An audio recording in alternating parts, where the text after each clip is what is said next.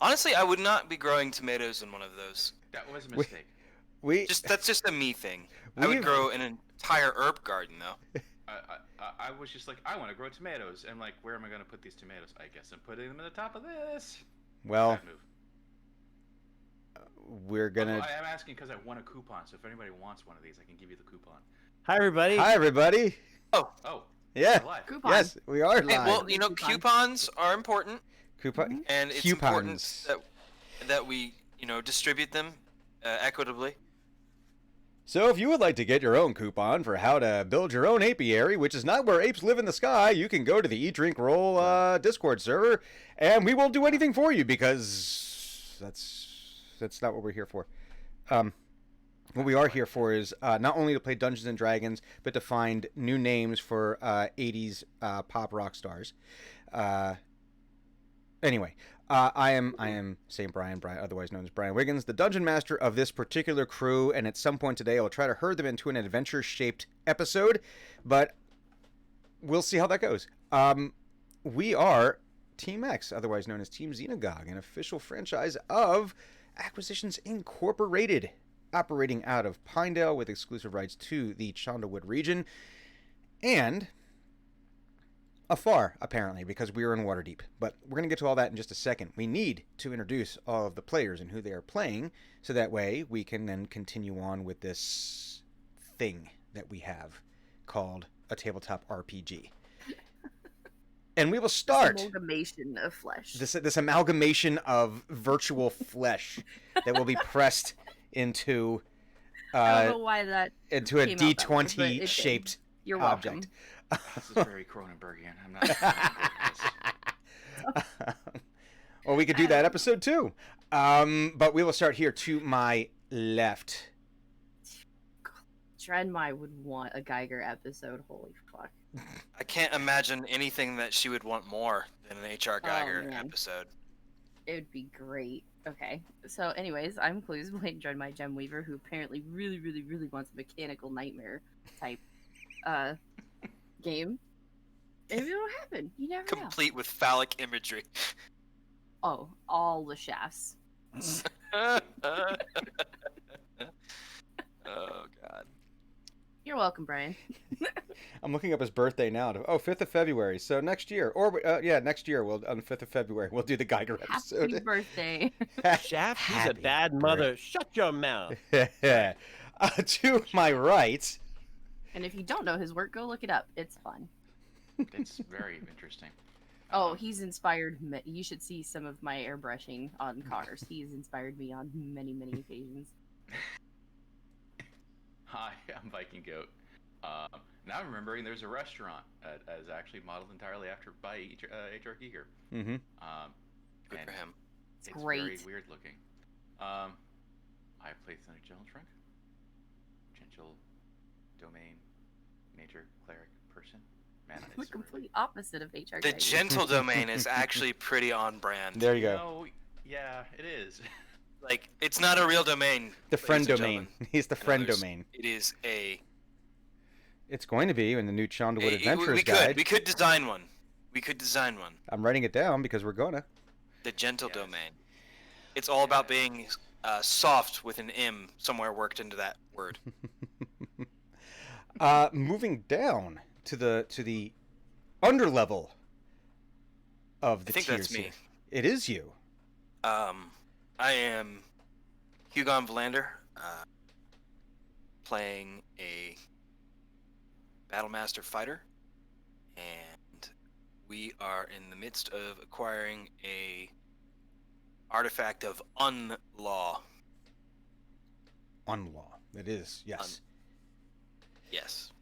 And right now, I'm calling it now. As soon as we get it, something bad is going to happen. Of course. I'm just going to throw that out there. Just so that we're not surprised, and just so that everybody's on the same page. And last, but by no means least, in the Say we're, that corner right over there. did you say we're getting an umlaut? Umlaut. Hi, I'm Roz.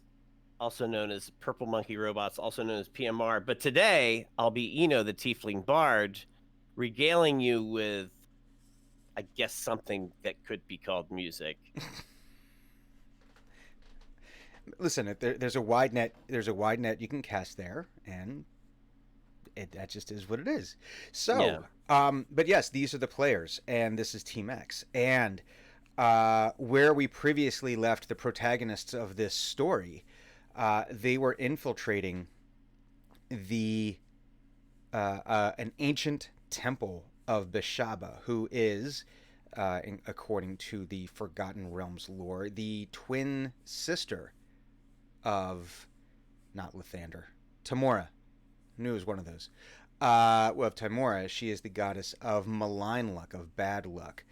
And with the purpose of retrieving an artifact that could then be used by Zent the Unwise to destroy the amulet, essentially, of order, or an amulet of some kind of bracer that was given to Hugon by the Red Lady as a means of being able to predict outcomes, so in order to with the end result of trying to end all war, playing the ultimate honestly, gambit. That sounds like a good thing, but in truth, that's really a bad thing. Maybe not. No, I don't know. it's a bad thing. I don't know. But Takes all the fun out of it. But so the idea was that they needed to retrieve this amulet, or this artifact, so that Zent could do his work, and they found themselves infiltrating this temple, which each room seemed to have its own brand of bad luck as they worked their way through. But they were finally able to work their way into what, as best you can tell, it's difficult to figure out exactly what the dimensions of this place are. You knew from the outside it was immense, almost to the point of incomprehensibly big. Seeing something this large built.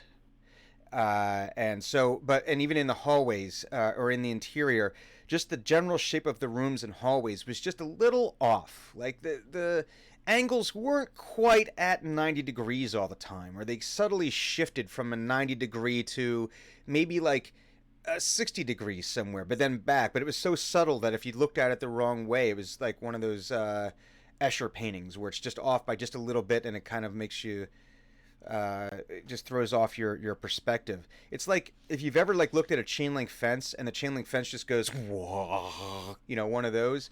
It's just kind of like it's chain link fence does what now? No, if you've ever seen, I've never seen a chain link fence like rise up and make an utterance. Not an utterance, but the idea of when you look at a chain link fence, sometimes the perspective gets off because your eye can't focus and parse where it lies in the plane of your sight, and it starts to there's where the perspective sort of change. You can't tell if it's very far. It is both far away and near to you at the same time, just because of the way that your forward-facing eyes are trying to do the calculations, and everything didn't parse out quite the same way. But I'll have to look the next time I encounter a chain link fence. But so you think you might have reached the center of this temple, of this ziggurat, and as was described in the previous episode, you have found yourself in what like a 15-foot wide silo-like shaft that you've entered this. The door is closed behind you, and now you're in this this circular inner shaft, and not the H.R. Giger kind of shaft, completely different kind of shaft. Different shaft. Maybe it's the inside of a Giger shaft. I don't know. Okay. See, that's what I was getting ready to ask. So, like, there are strange stone writhings. There are not. This is all smooth. I see. Okay. But you can see it's circular, 15-foot diameter, and as was described before, there are closed doorways you could see all around going up this shaft here. So you think that there's many pathways that you could have possibly taken to get to this point. This just happened to be you got in at the bottom floor. So listen, if this were a multi-tiered marketing thing, you guys would be right where you want to be, right at the bottom floor. You have nothing but downstream. It's all coming up to you. It's great. But in this case, it might be a little bit more difficult because the artifact you think you're seeking is approximately 70 feet high in the air, and it is this deer or elk-looking skull with a dog nearby, apparently, and that is not a mimic. It's the antlers that are coming off of this have too many prongs and branch too many times. But it very much resembles the symbology that you've been seeing throughout the entire time you've been near and trying to get into this temple. So you're like right there in like the 96th, 97th percentile sure that this is probably the artifact that you're looking for, being that it is an actual physical representation of Bishaba's symbology, and it happens to be hovering somehow 70 feet in the air in the middle of this shaft. And the shaft continues up farther than that. You're not sure exactly how far. You think it could be another 100, 200 feet up. You're not sure. It's just difficult because if you don't know how big the ending hole is to get out, it's difficult to judge. Does the shaft get smaller? Does it get bigger? I don't know. But you can see that this is where you find yourselves at the current moment.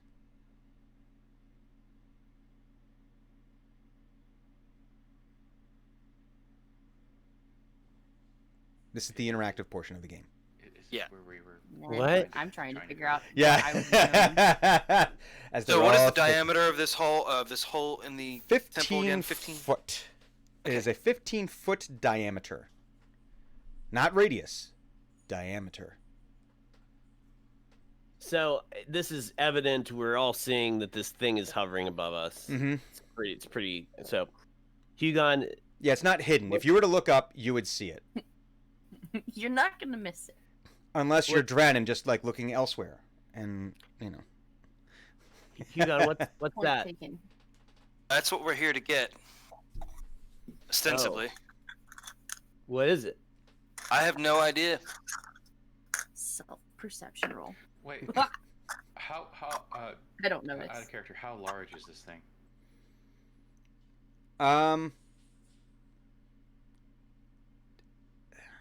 I mean, it's about the size of a... Like an actual skull? Yeah. Yeah, it's not overly large. It's not like... It's not tiny. It's not like a keychain. Like, it's not the reproduction you would get in the gift shop on the way out to hang from your keychain or from your rearview mirror or anything like that. See, I'm trying to suss out. Are we talking about, when we're talking antlers, are we talking about the sort of antlers you see on a wall somewhere in contemporary day, or are we talking about the antlers that used to roam Ireland until Yeah, humans showed Ireland up? antlers. Yeah.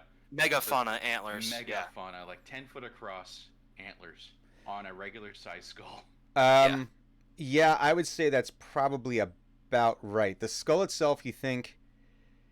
Well, I would say Thunic, without even doing a nature check, this is probably not quite elk-sized, but larger than a deer. So somewhere kind of in between. So either a very large deer or a smaller elk, you know, because an elk skull is big old honking thing. It's very big. And deer skulls are actually relatively small. So the antlers basically take up a large portion of the space in the air that... Yeah, they're not wide. They're more tall and like coming around like a towards... bush. Yeah, towards the front. So yeah, I mean,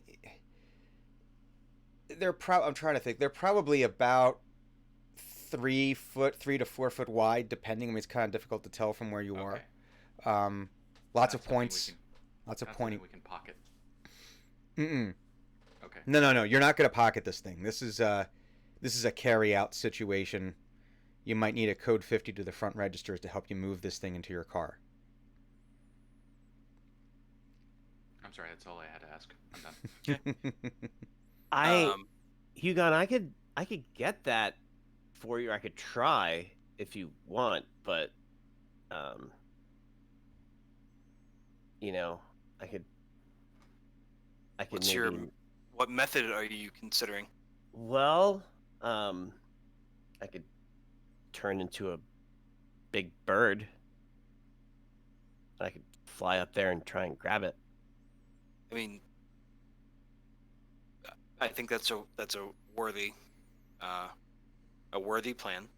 I was What are you thinking guys about looking at? the floating skull in the center of the. See, I rolled a 3 for my perception. Well, if you would, instead of looking at the ground, if you would look up, the opposite you would of the notice the object of our attentions. That looks cool. Yes, and we're trying to get it. Why? I need it. Why? That's my business and not yours. Okay. She sits down. I'm no helpful until I get answers. Okay, well then you can just be unhelpful and useless like Pretty you much. always are. Pretty much.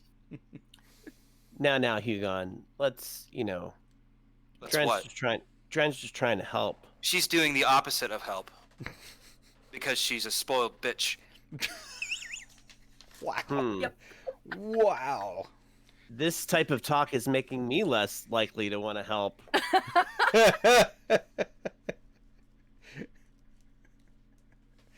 She'll look at Eno. Do you know why he wants the giant skull horn thing? No, I was just trying to help out a friend, but I'm not sure what's going on now. Can I roll I know in Pathfinder we have sense motive, but can I roll an insight check to see if Hugon wants this object for nefarious purposes? Sure, you absolutely can. Dun, dun, Wah, wah, wah. Ooh, 18 on the die plus 1. 19. That would be a that's 19. Yeah. Much like how Drenmai has on occasion never explained her plans to us because she knows we would disagree with them, you get the same sense from Hugon here. Not outright nefariousness or hostile intent with the object, but a private desire to possess it, and one that he is, in all likelihood, not comfortable discussing. Yeah, but I would say they're not picking up. He's not picking up malintent. No, there's no nefariousness occurring here. He wants Okay. it. He has a very specific purpose for it, and the purpose is such that he does not want to talk about it because it is either difficult to explain his intentions or it's an uncomfortable conversation. It's an uncomfortable conversation. And I would correct me if I'm wrong on this, but I'm going to say probably because obviously metagame wise, you know exactly why he wants this artifact, but in character you do not. But the time that you've spent with him, though the fact that he is ornery and a misanthrope and easily sparked to violence, you also know that he generally has not done anything evil. Questionable, Right. Ethically or morally, not morally, but ethically.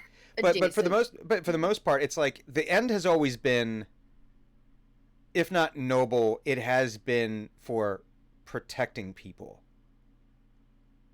You have noticed that. So if you put all that together, it really come down to how much does Eno trust Hugon. I think that would be.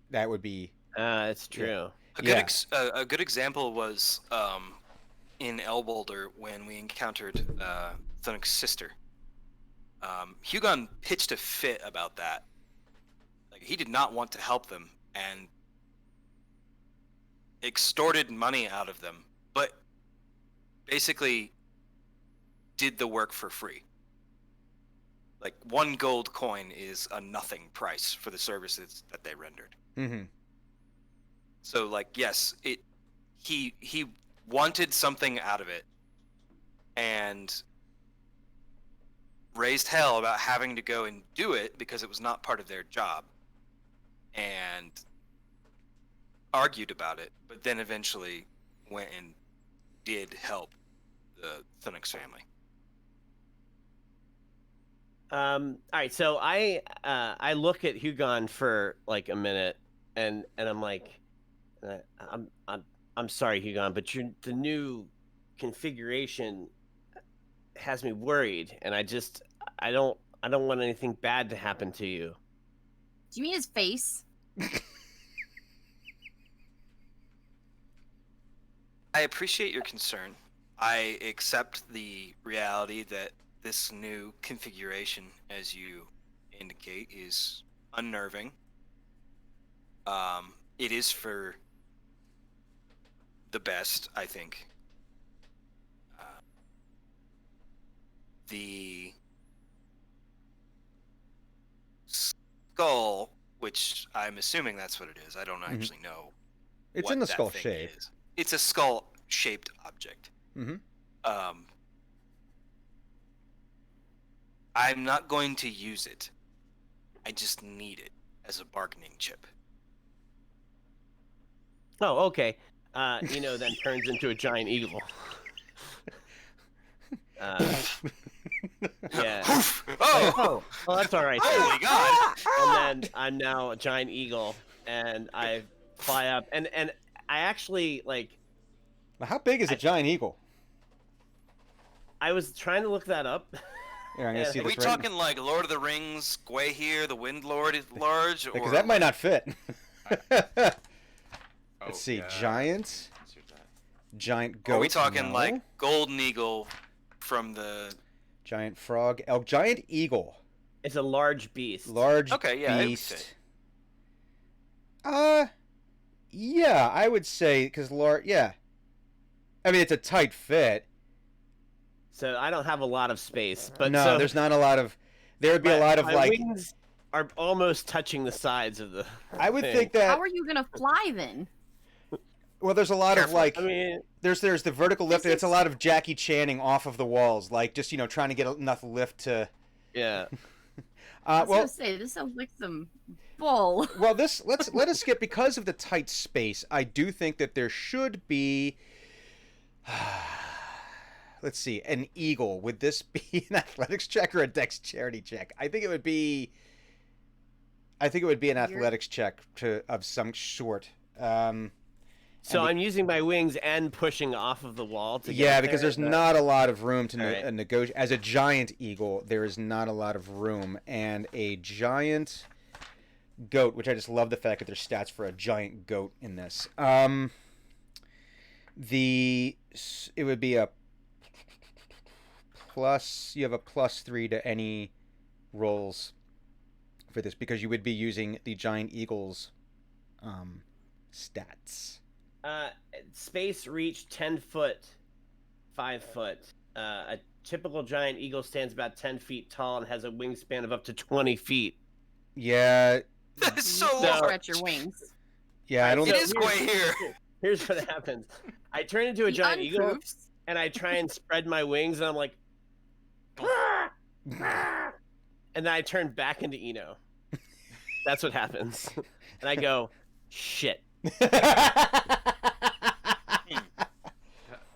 Are you just trying to go up?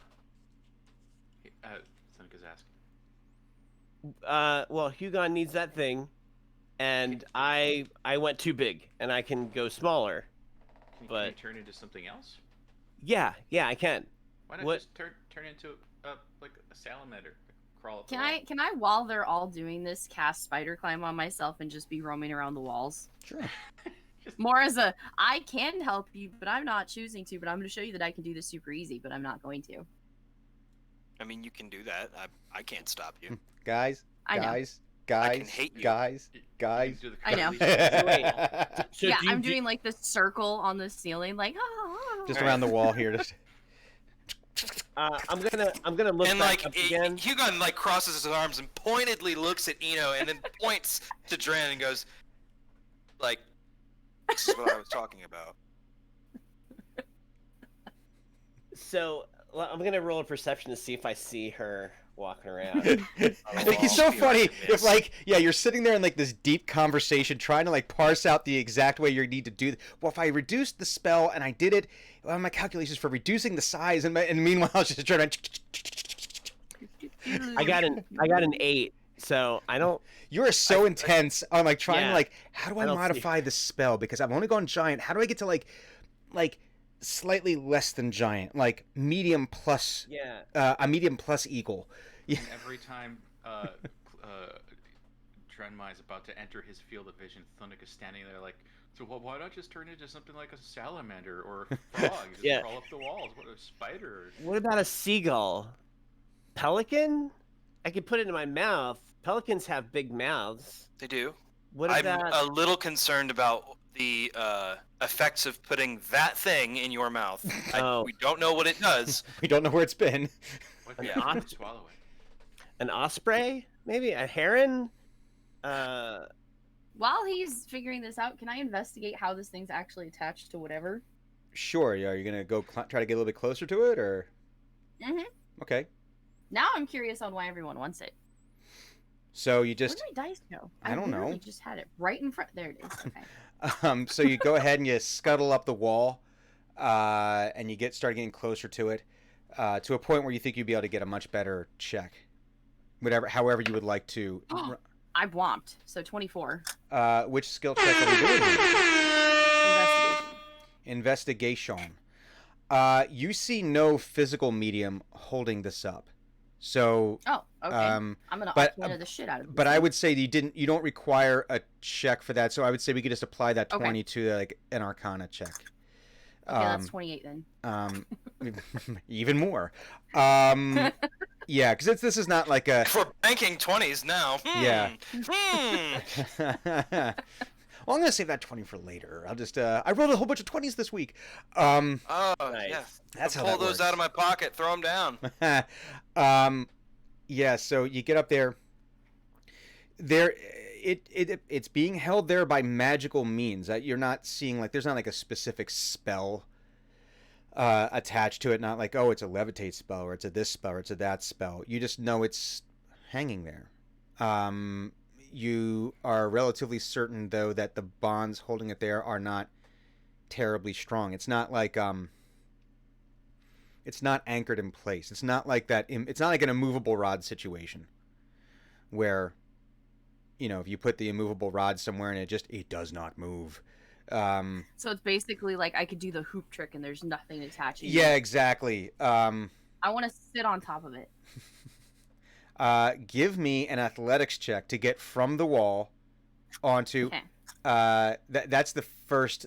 We're gonna have to do 2 checks here. First check is. That's a 19 for athletics. Okay, so you make the jump.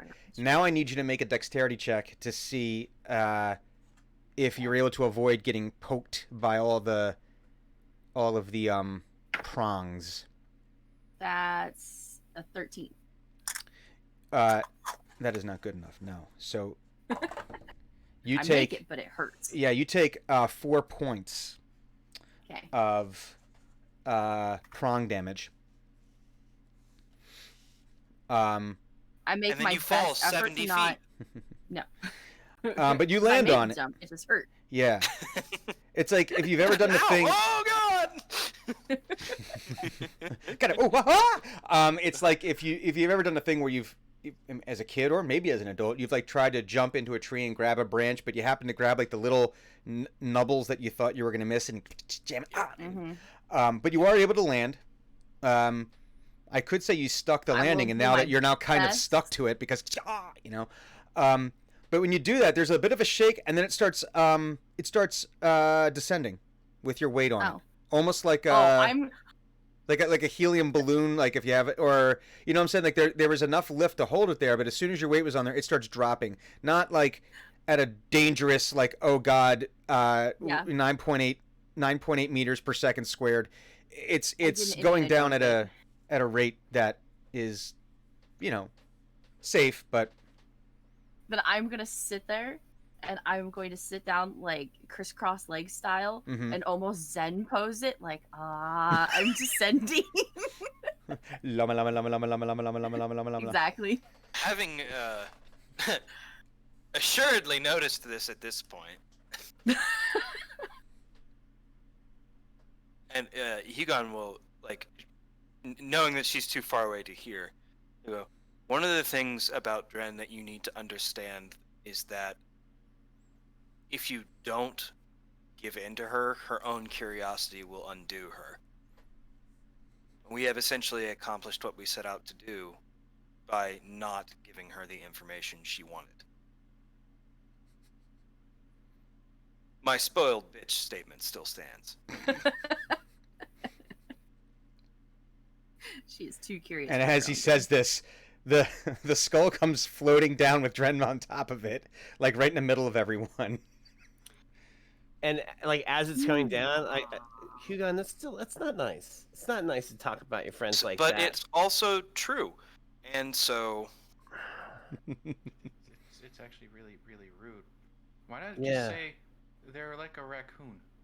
because raccoons at least are communal creatures. They help each other, they assist each other, And they wash their hands before they eat. they wash their hands before And they you've eat. never seen In Drenmai fact, do that. calling Dren a raccoon is an insult to raccoons. But she did help you. Look. She did, and he grabs the skull. I fall off. I try to catch Dren before she hits the ground. Dexterity check. Meditating. Oh, that's not a great roll. That's a 7. That sounded really good at first. It's like when you see the thing rolling off the desk or the table, and you like, Yeah. try to grab it, Oh, and, yeah. whoa, whoa, whoa, whoa, and like you touch it like 6 or 7 times, but each time it's like whoa, whoa, and Drenmai just, plink goes through your hands and. It might have been less painful to just fall than to get beat. I'm I sorry. imagine the entire time she's still like in the meditation pose. Whoa, whoa, get on. I'm sorry, Dren. Yeah, so you have this now. You have the skull in your hands, and as it has approached you, you can, Hugon, you can feel. It's almost like it's the feeling. Not so much physical as much it is emotional or spiritually.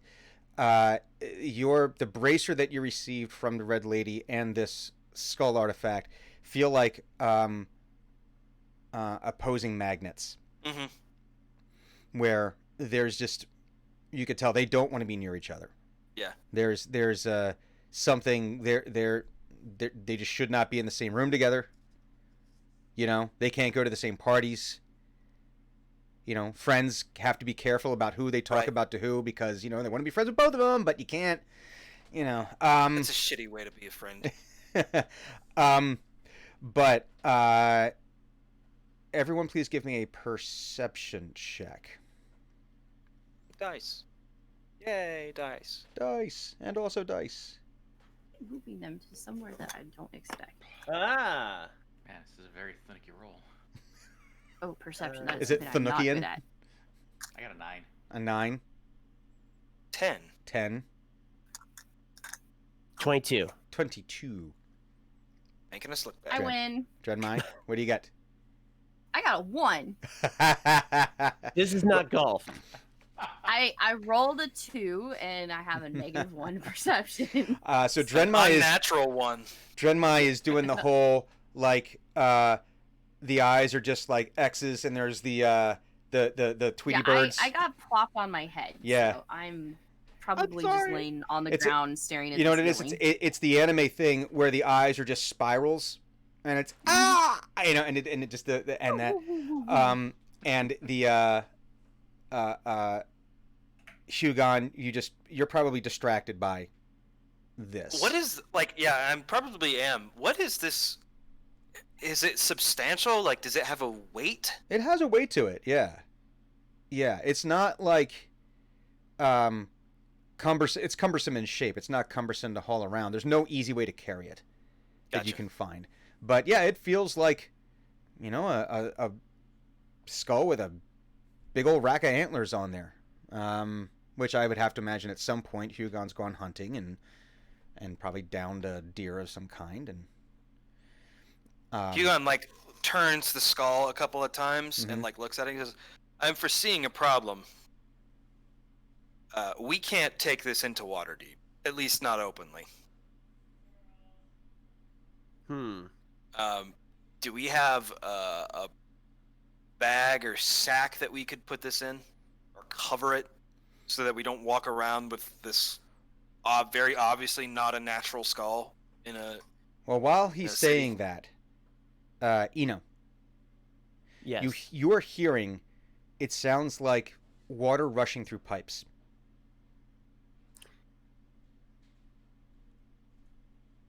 Okay. And it is getting louder. Continue. I can check my backpack. Give me a moment.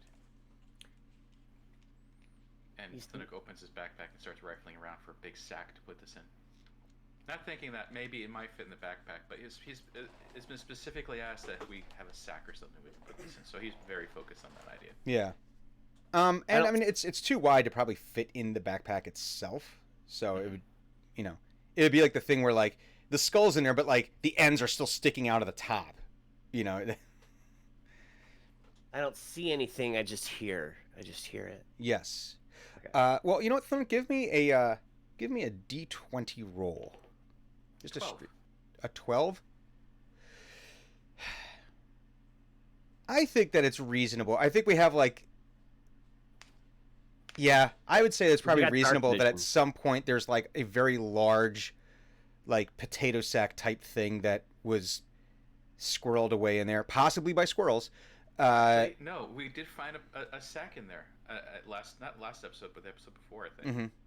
Oh yeah, one of the potato sack. Yeah, one of the Kids. we thought it was a potato Sack. scout, but it was just a potato scout sack. Yeah.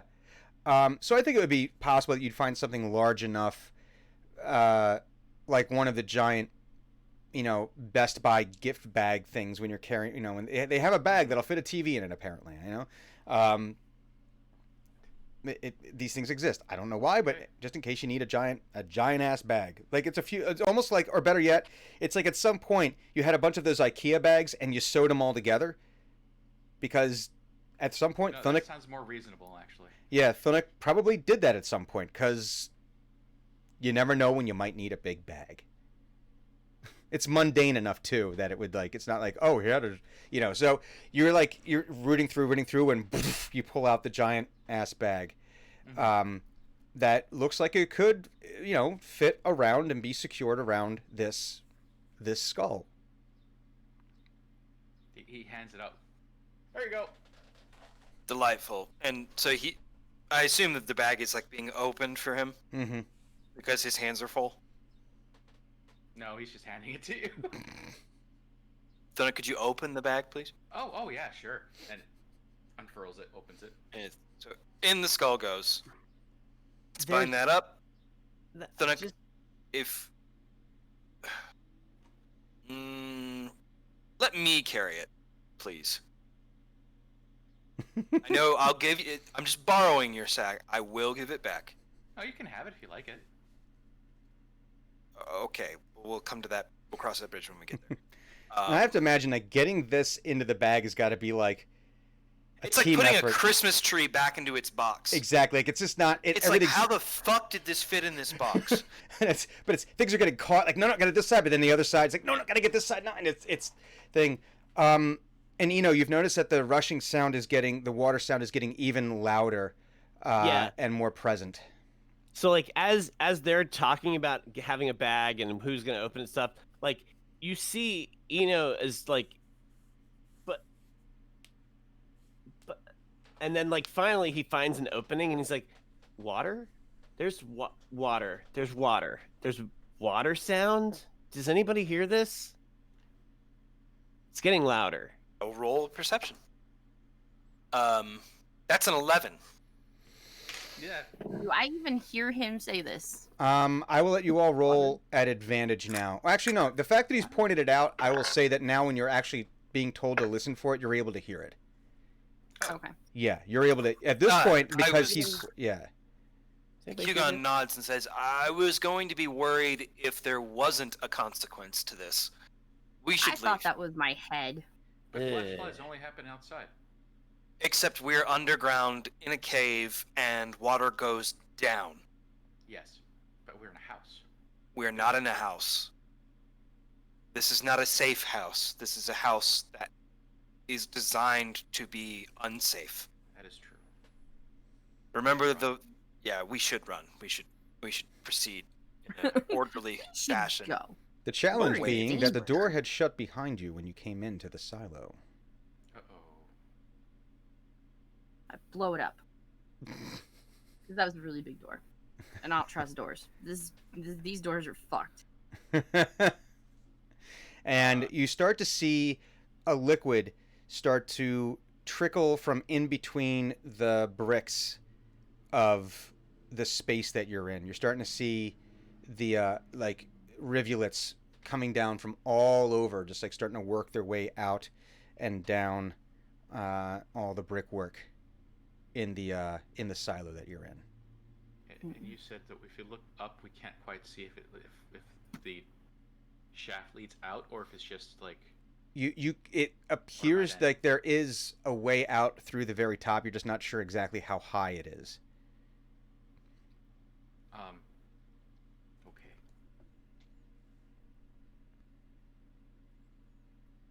And I will take another perception check from everyone.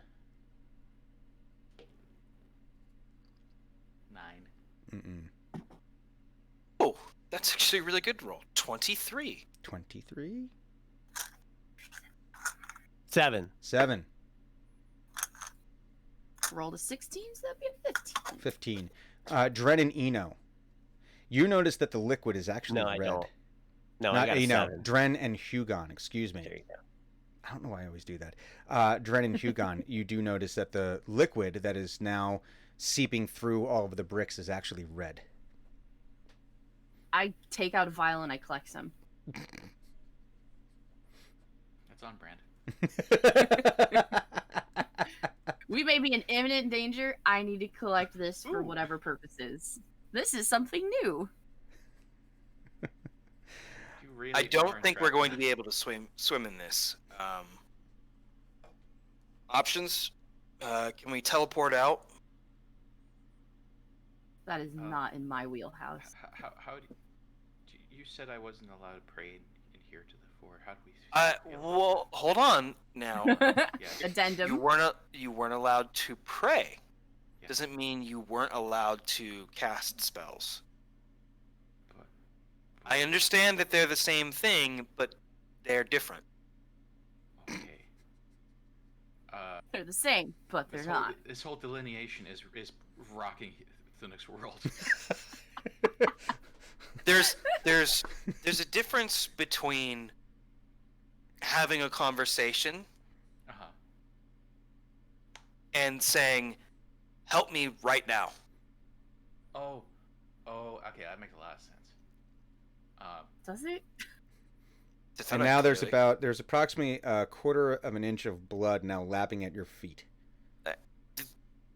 I appreciate that this is, this has a good atmosphere to it, but I really don't want to be here anymore. So if we could focus and execute a plan of escape.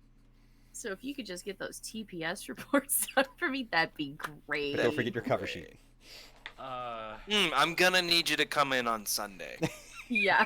I'm gonna need you to do a backflip onto your own middle fingers. Because I'm not coming in on Sunday. I cast Ray of Frost at the door. Okay. Okay. To what end? To try and break it. Is that how Fragile. Ray of Frost works? Well, Ray of Frost does cold damage. To stone? What kind? Oh, is it He's gonna try stone? and freeze Mhm. it. Even stone, when it gets cold enough, can shatter. Yeah. Mm-hmm. Also, if it's cooled too rapidly, it can crack. We have a fire caster. We do have a fire caster. Mm-hmm. I I was cast Ray thinking of more Frost at along the the door. lines. Yeah, I was Okay. thinking more along the lines. If he freezes it, I want to be able to cast a big ass spear of like adamantine that Thunuk could throw at the door or something like that to shatter it. Oh, it does 2d8. Do you want me to Oh, roll that for? freaking- It's a plus. So okay, so Ray of Frost is a spell attack roll. Well, I'm not going to make you roll an attack roll to All hit right. an On a immobile door. door because I'm just going to go ahead and say you're going to hit it. But I want to see how we can. So you said it does. Let's see, Ray of Frost. Ray Frosty of the Frost. doorman. Increases 1d8 when you reach 5th level. Okay, so it would do 2d8 damage. Yeah, 2d8. Um, And its speed will be reduced by 10 until the start of its next Well, turn. that's good. Start That's of My its good. door next turn. screwed. because you don't want those Your fast door. doors.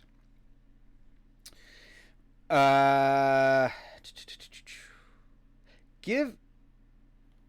Let's do this. Instead of it being an attack roll, give me. What is your spell casting stat? Is it charisma? You want my spell casting modifier? Yeah. Like, what is what is Oh. it based off of? Yeah. Let's see. It's because it's not Arcana. It's not intelligence, right? It's Well, charisma. Arts or I charisma? think it's charisma. My modifier is +4 and my spell attack's +8. Yeah. it's charisma. My That's spell charisma. attack's Okay, 8 and my so charisma's 8. Give so. me a D20 with a charisma with proficiency modifier situation. So it'd be a One- 20, a one D20 D8? plus your charisma modifier plus your Oh. proficiency. A D20 plus charisma plus proficiency. That gives me +10. So my Okay. charisma is +8 and my proficiency would be 2, right? Or no, proficiency at level 9 is Plus 4? 4. It's 4, yeah. Yeah, I think All right, so. so it's +12, What? What's your Yeah. charisma bonus? +8. Jesus. All right. And yeah, you're level 9. Oh no, wait, that's saving throw. Hang on a second. No. It's +4. It's +4. I was looking at saving throws. Sorry, it's the wrong number. And you are at Sorry, wrong number. 1, 2, 3, 4, 5, 6, 7, 8, 9. Yeah, it's a +4 plus. Okay. All right. So +4 plus. Wait. So What's your- just +4? What's your no? Wait. What's your charisma? I don't. What's My your charisma is 18. 18. So that's So plus 4. 4. So you're gonna do a +8 to the Yeah. a Who's on D20 plus 4? 8. Plus Who's on 8? first? Plus 8. Plus 8. All right. Plus 8. Hey. Okay. 26. 26. Rolled an 18. So 18.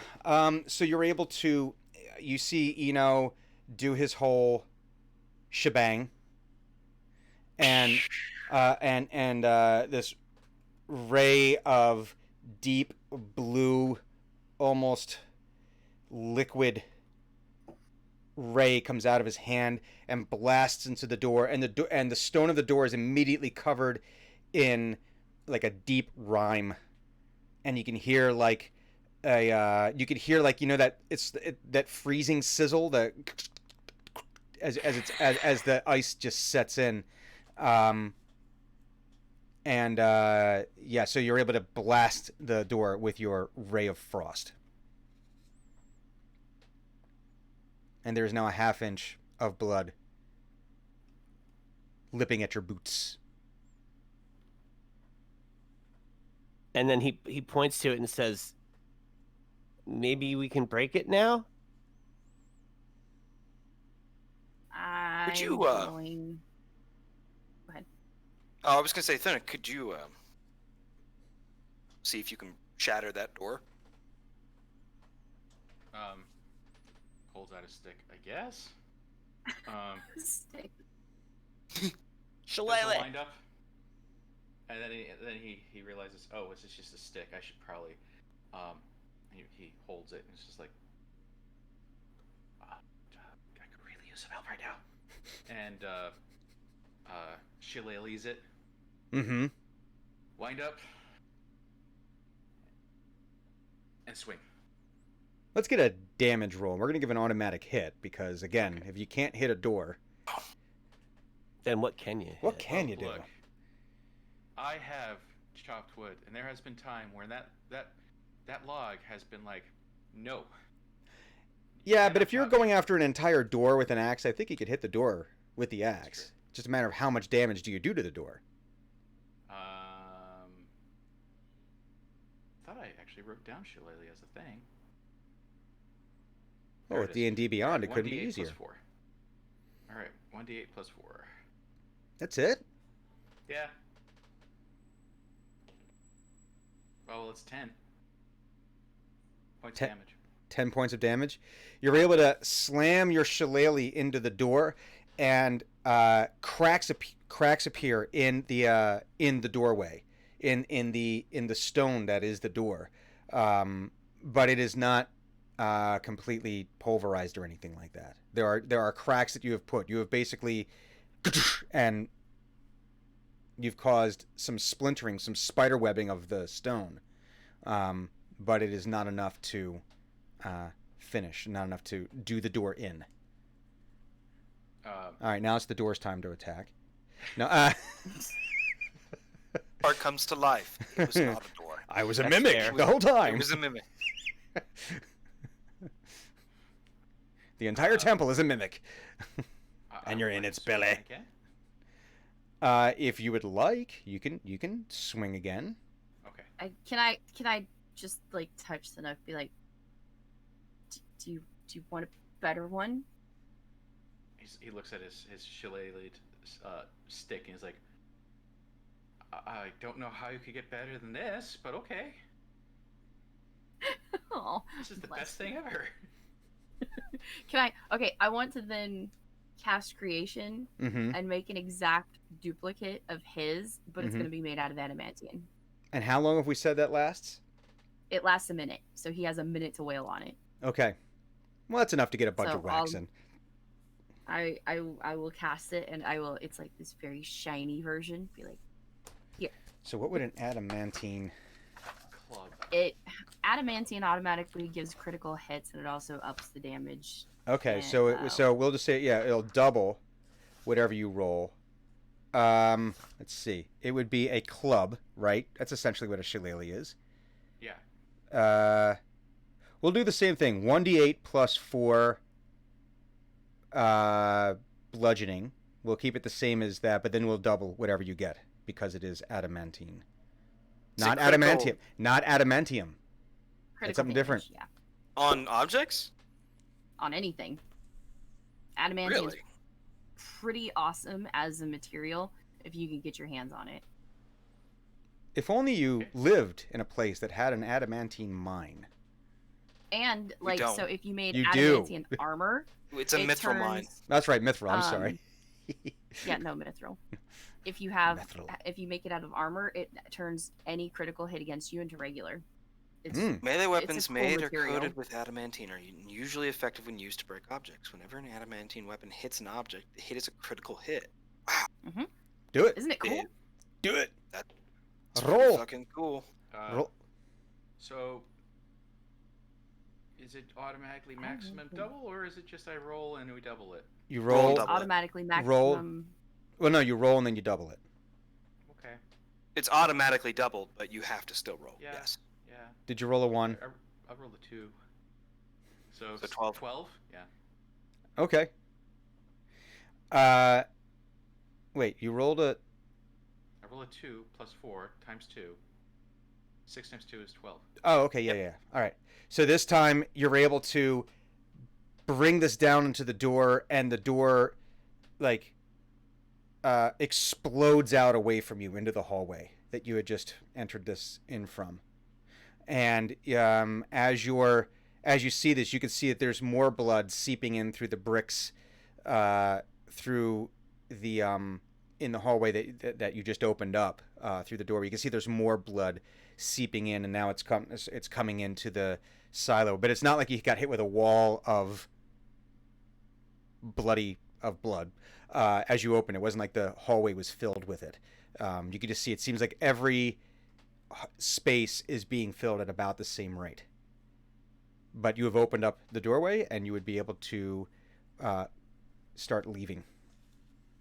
Splash, splash, splash. Actually, I'll crawl up on Finnock because this is going to get really deep for me real quick.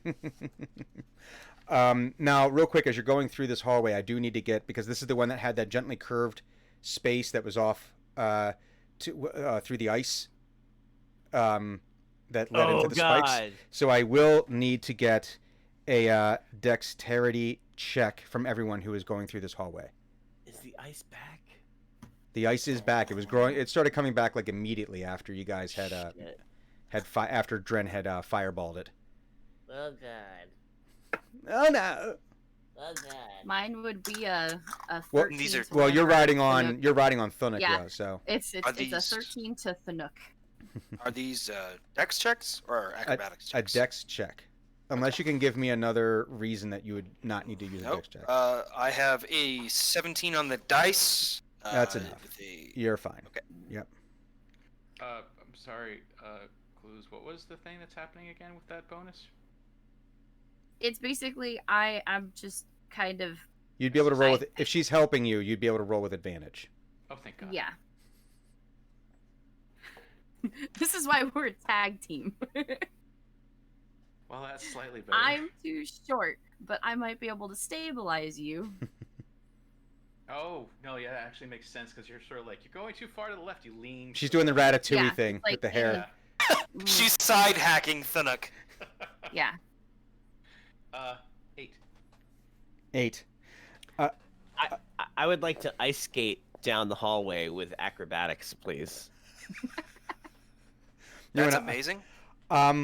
You know what? I will allow it because it's awesome. Oh, So what was the guy from The Incredibles? Frozone. yeah, Frozone it. he's gonna frozone his way down. Yeah. You know what? Yes. That's amazing. Let's get an acrobatics check here. All right. Oh yeah, 18 plus 6, so that's 24. You're able to do like the risky business thing where it just, you're able to slide. Yeah. But Thunnock, you unfortunately, as you were trying to do this, you just, one foot got put the wrong way and the foot slipped out and you find yourself sliding down into the edge of the spikes there, and you are going to take, hang on, as I get my trusty die here, 2 points of piercing damage from the spikes as you slide in. And Can I cast Mage Hand to go in between him and the spike as I'm passing him? are you? Like What's the weight limit on Mage Hand? 10 pounds? Yeah, Thunnock weighs more than 10 pounds. I do it anyway, but it probably still hurts him. Hand is Right. now pierced. It'll be fine. And then a Mage Hand comes up, but then it just gets crushed. Yeah, it's like, I've got you. There's a bloody Mage Hand. Like, I'm fine. I'm not real. So, Thunnock, you'll have to climb your way back up onto the, try to climb out, and I need another dex check for you to try to make the rest of the way out of here.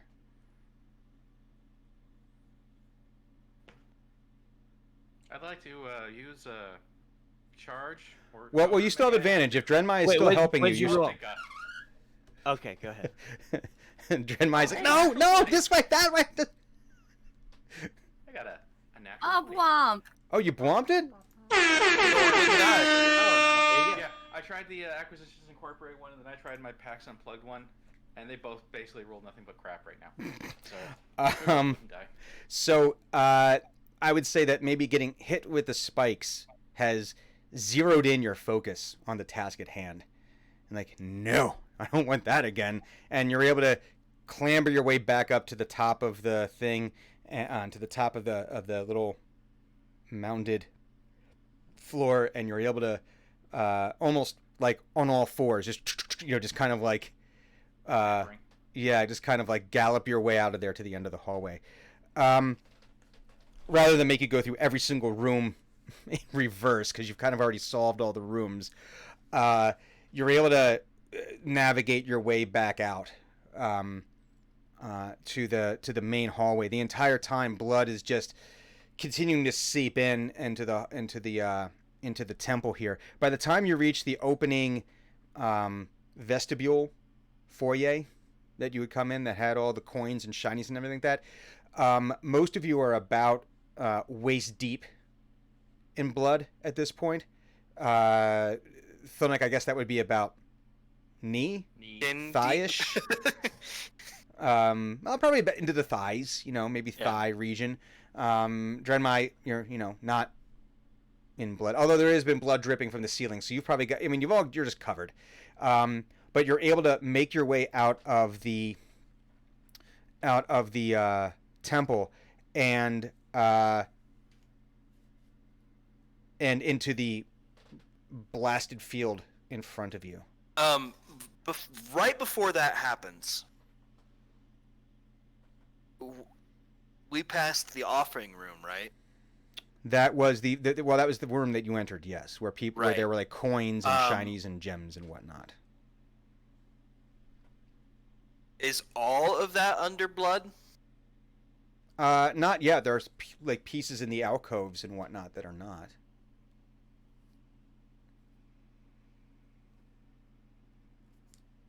There happened to be a gem of significant size in any of those alcoves? Give me a quick investigation check. But I'm going to have you do it at disadvantage because there's probably a bit of a rush. Gotcha. Bit of viscosity going on down there. Yeah, that's fair. That is a 13 with disadvantage. Yeah, you're able to just quick suss out a large emerald. Okay, I would like to take it. Okay. Do I succeed? You succeed. You quick. Delightful. You do the whole grab yeah, it. And he wasn't trying to be stealthy about that. He's like, he holds it up and goes, corporate's going to ask if we got anything out of this, and we did. Hugon thinking about his, I took mine for me. And so you're able to, so you grab your emerald and you all go out into the this blasted field, and the blood starts lapping out of the top of off the bottom of the doorway and out, and you can see it's going into the sand and just see, or the what we've just said as ash, and it's just being absorbed. It's not like hitting and continuing a flood. It's not like a dried out riverbed that just doesn't absorb anything, and it's getting absorbed right back into the ash. But you can see that the volume there is increasing. But you are outside of the temple now, with covered in blood. Okay. Blood. It's in your shoes. So as you're walking, you get the sloshing, of liquid being in your shoes, which is an awful feeling. It's everywhere. I mean, because it was pouring everywhere. You guys look like you just went through some kind of bloodbath, quite literally. Yeah. It's like a scene from Blade. It's just Hugon's blood everywhere. Face mask thing kind of quivers, and then the blood on him sort of gets absorbed like a sponge. Mm-mm. So yeah, the mask is clean now. Well, it's trying to clean all of him. It likes this. Eno has started playing a song on his lute, and Raining blood, which is like kind of caked in blood, and so while he's playing, he's casting prestidigitation. Mm-hmm.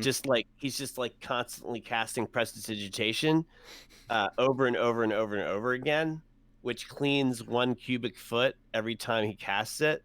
So I'm cleaning my friends off, and I look at Hugon and I see that he's already got that taken care of. So I start by cleaning off Thunuk, and I'm just like, well, there's an hour. And it starts with Dren because she's still on Thunuk's back, right? Mm-hmm. So it's Dren gets cleaned first, and then Thunuk, and then he cleans himself off, and it probably takes a while. It's like a Xerox copier, but it's removing things as it Yeah. goes down. It's Yeah, like a this scanner, This is like an old school Yeah. scanner, like a dot, or no, old dot matrix, like just one line at a time. Right. Just- Ugh, I hear dot matrix printers in my nightmares. God. Mhm. And are you doing this as you guys are walking out towards the main dungeon? This is not a. Is this a stationary thing, or is this a? Hey, you're walking along and No, I can cast it while I'm walking. yeah. And it says if you cast a spell multiple times, you can have up to 3 of its non-instantaneous effects active at a time. But this is an instantaneous effect, so Mm-hmm. my understanding is that I can just keep casting it over Yeah, and it's over a and over cantrip, again. correct? You can. Yeah, so you Yeah. can just Yep. keep on. You So just keep and doing you've got it. so you start the long trek out, which as we said took a few hours before. A little bit harder this time because you're doing your feet the last, and now so you're walking through ash, sandy ash now with wet boots, so it's just collecting and sticking, and if you've ever tried to walk through very sandy soil with wet boots, it's misery. It's just misery. It sucks. It does. But you're able to a few hours later, you're able to make your way back to the main entrance that you found that you had. You're able to start working your way back out through the dungeon, from whence you came, and you reach the lift that takes you back up to the yawning portal. All right, well, beat on the shield to make the elevator come down. Mm-hmm. The shield barks, but then and it barks some more. It protests, but you hear the clanking mechanism of the lift, and it comes down. You're able to get on. You come back up, and as you come back up, you start to hear a combination of cheers and groans as people as the wagers become due. Because Imagine we're quite a sight. well, not quite as much of a sight as you would have been had you come out just completely covered head to toe in blood. Yeah. But you're not looking like fresh as daisies here. You look like you done some stuff and some things. But as you know that We were covered in blood, actually. that would have been quite the visual. Just I mean, the bag is probably covered in blood. there you go. Yeah, so you got this bag, and it's just like the blood is still dripping Enormous. out of the bottom of it. No, I think I would Bloody have. sack. I think I would have cleaned everything. Yeah. Fair enough. Okay. I think I would have cleaned everything. But by that time, I would have had everything like Mm-hmm. This is true. Yeah, you had as, plenty of time. as clean as we went in. Yeah, but I mean, you're sweaty, dusty. Clean 'cause all the dust too. well, I mean, you're gonna get new dust though, right? Oh. But it's I just keep clean. Like once I run out of blood to clean, I'm just cleaning the dust. Like I'm just like because we'll never "Wow, be this is clean taking enough. A long time. Clean everything. Yeah. We'll never be clean enough now.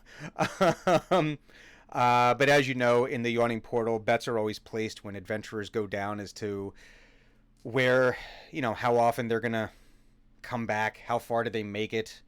So there's you can see there's money changing hands and all that. But in the corner, Hugon, you do see Zent the Unwise, grinning ear to ear as you emerge from the yawning portal. Who let him in here? I mean, that's a rhetorical question. Like, Well, you can see he's been given a wide berth. yeah, he's a dangerous psychopath. Of course, he's been given a wide berth. Can't believe Durnan let him in here. Is all. Do you say any of that out loud, or you? No, hell no, no. Well, Durham is quite formidable, so there might be like a, you don't fuck up my shit, I don't fuck up yours. Yeah, for real.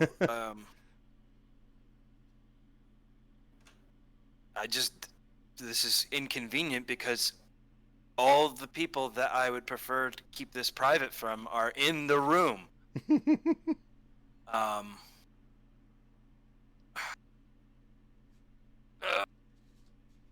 Um. What is? I'm sorry to interrupt your thought, but what does the yawning portal look like? I don't remember. Are we in? Are we inside of a building? Or are we? Yeah, the Yawning Portal is a tavern in Waterdeep. Oh, right. So the Mad Mage's dungeon is essentially it's a tower, it's a sunken tower, where the entrance is the top level, and the Yawning Portal was built on top of that. So you basically have a pretty sizable tavern of, if I remember, it's a 2-level tavern. It's very big. Yeah, and then in the middle of this is this, not fenced off, but there is a safety railing. OSHA has approved that. There's a wooden railing built around this portal, which is yawning in dimension. And there's a mechanical lift that you have to pay. I think it's like a gold or 2 gold or something like that. It's like a gold for each person. Yeah, I think. to take the lift down, and because people for many years were like, "Oh, I'll pay you when I get back," and they would never come back. So it was more like, "No, I'll make the money of you going down, and whatever you get, you get." Yeah, I mean, it is not a house of ill repute by any, stretch of the imagination. It's not like a high end place, but it's not a dive. This is where adventurers come. Arguably one of the more successful taverns in Yeah, Waterdeep. because if nothing else, people are there to hear stories. It's like sometimes it's like you'll pay the gold to go down, just to go down and like touch something and come right back up. Because I went to Undermountain. yeah, exactly. Because for the average person who has 1d4 hit points, that in and of itself is a challenge. When you can be killed by a house cat. Yeah. Undermountain is like, it's like, Yeah. For the average, and I think it's something we always forget in D&D, is that for the average person, most of this stuff would be lethal. For you, it's like, I got a hangnail. what an inconvenience. So yeah, there's people of every social stratus in from Waterdeep and around that come there to test their mettle, to hear stories, to tell stories. It's a theme bar, but where the theme could kill you. So, yes, not a bad place to be. Drink. You guys want to drink? I am parched. Go get some drinks. Why don't you? Mm-hmm. I have already consumed a lot of alcohol today. I think I'm all right, Okay. but well, maybe next time. Clinic leans over to I think that's why he's so grumpy. You think he needs a drink? No, I think he's had too much. Oh, so he probably needs a drink. And so Eno goes up to the bar and he's like, "Hey, you mind if I exchange some services here? I'll play a song for some drinks, maybe." And the bartender is a middle-aged looking man, barrel-chested, broad-shouldered, big mustache. And he says, "No, gold will do just fine." Oh. And he reaches into his pocket. How much gold? And as he's saying that, Wait, gold for drinks? a dwarf, Durnan's place is expensive. Damn. Yeah. a dwarf comes over, and you feel a hand on your hand and keeps your hand in your pocket. And he says, "His money's no good here." And Durham looks at the dwarf and says, "It's going on your tab." And next to you is the dwarf that you know to be Yannick Vor. He says, Oh. "It's good to see you alive." Yannick. Hugon has feelings. It's been a while. I feel bad about this. I don't remember who Yannick Vor is. So Yannick Vor is somewhat of a legendary bard and storyteller. Okay. That Eno had had some experience with in his time in Waterdeep. His name has come up a few times as having written several volumes. He was had authored some of the tomes that you were examining in Candlekeep. And he is a very old-looking dwarf. Snowy white hair, very intricately braided. The braids seem to change as they go down. The same with the beard, and you can see all the or the various ornaments in this and again almost a pure white beard. The deep laugh lines in around the eyes. But the hand is still, while still a hand that has seen labor, is also one that very gentle though. And he says, it's good to see you, lad. It's great to see you too. I wasn't sure if I'd catch up with you. Hey, you know that story you told once about the crater with the dead trees and whatever? It was like a wasteland crater thing. And he describes the place with the stone giant place that we were at. He heard that he remembered. I remember the story. We were there. My friends and I, we were there. We ended up there. And he says, "Your friends? Weird. Where are your friends?" Oh, they're over there. And he points to where. And he sees Hugon, Dren, he sees Hugon, he sees Thunuk, he sees Dren sitting on top of Yeah, Hugon is probably got his back to them all at this point and is furiously and quietly talking to Zim, the Unwise. In a very, hey, what the fuck, you are not supposed to be here sort of way. And he turns and he sees Thunuk and Dren, and you see a sadness fall into his eyes. And Thunuk, are you looking at them? Are you watching as he's doing this, or are you just kind of like taking it all in, or? Thunuk didn't get a chance to take in Yawning Portal before. I think he's re-examining. Maybe he's a little bit now that he's realizing how big this place is and where he just came from. This is really cool. He's taking everything in. So basically doing the panning of the room until he sees where Eno's at. Give me a perception check as well. Okay. Ooh, no wait, never mind. 15. 15. You do your pan, and you come back around to Eno, and you see him talking to a dwarf. And the dwarf is a very familiar dwarf. You knew him by a different name, though. Is it Master? You knew him as Master. No! And that is a good place for us to take our break. No! So, No. we are going to take our a brief break to do the things that humans need to do, and we will be back momentarily in a few minutes. So everybody stick around. We'll see you in just a little bit. Barb.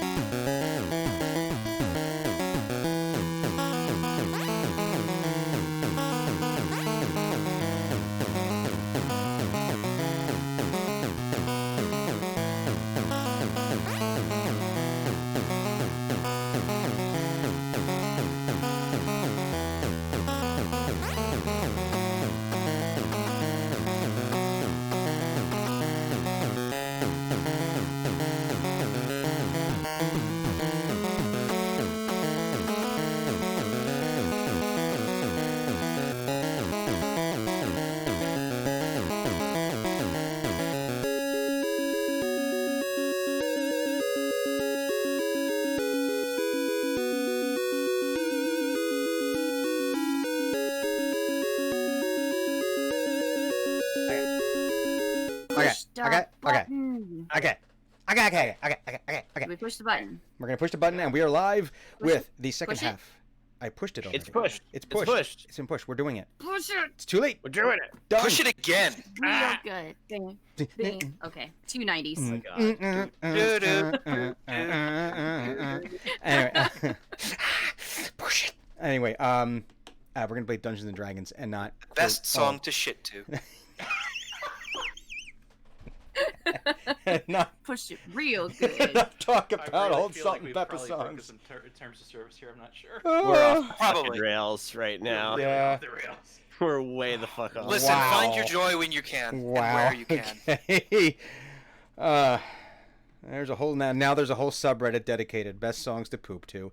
Anyway, we're not going to do that. We're going to talk about Dungeons and Dragons. When we last left our protagonists, they were in the yawning portal. We had left off with a few moments here. Hugon was about to have a conversation with Zent the Unwise, and Eno had attempted to buy some drinks, and was told that he would actually have to pay, that he would not be able to do so in trade. But then ran into an old comrade, friend, acquaintance, somewhere in that spectrum. Ran into Yannick Vor, who also turns out to be the same person as Thunuk's previously thought dead master. And I'm going to have him roll against me for tackle hugs. I was about to say for a squished. Yeah. For a squish. So is that the reaction that Thunuk has? Is that just a run up and? Yes. At first, it's like stare. He gawps a little bit.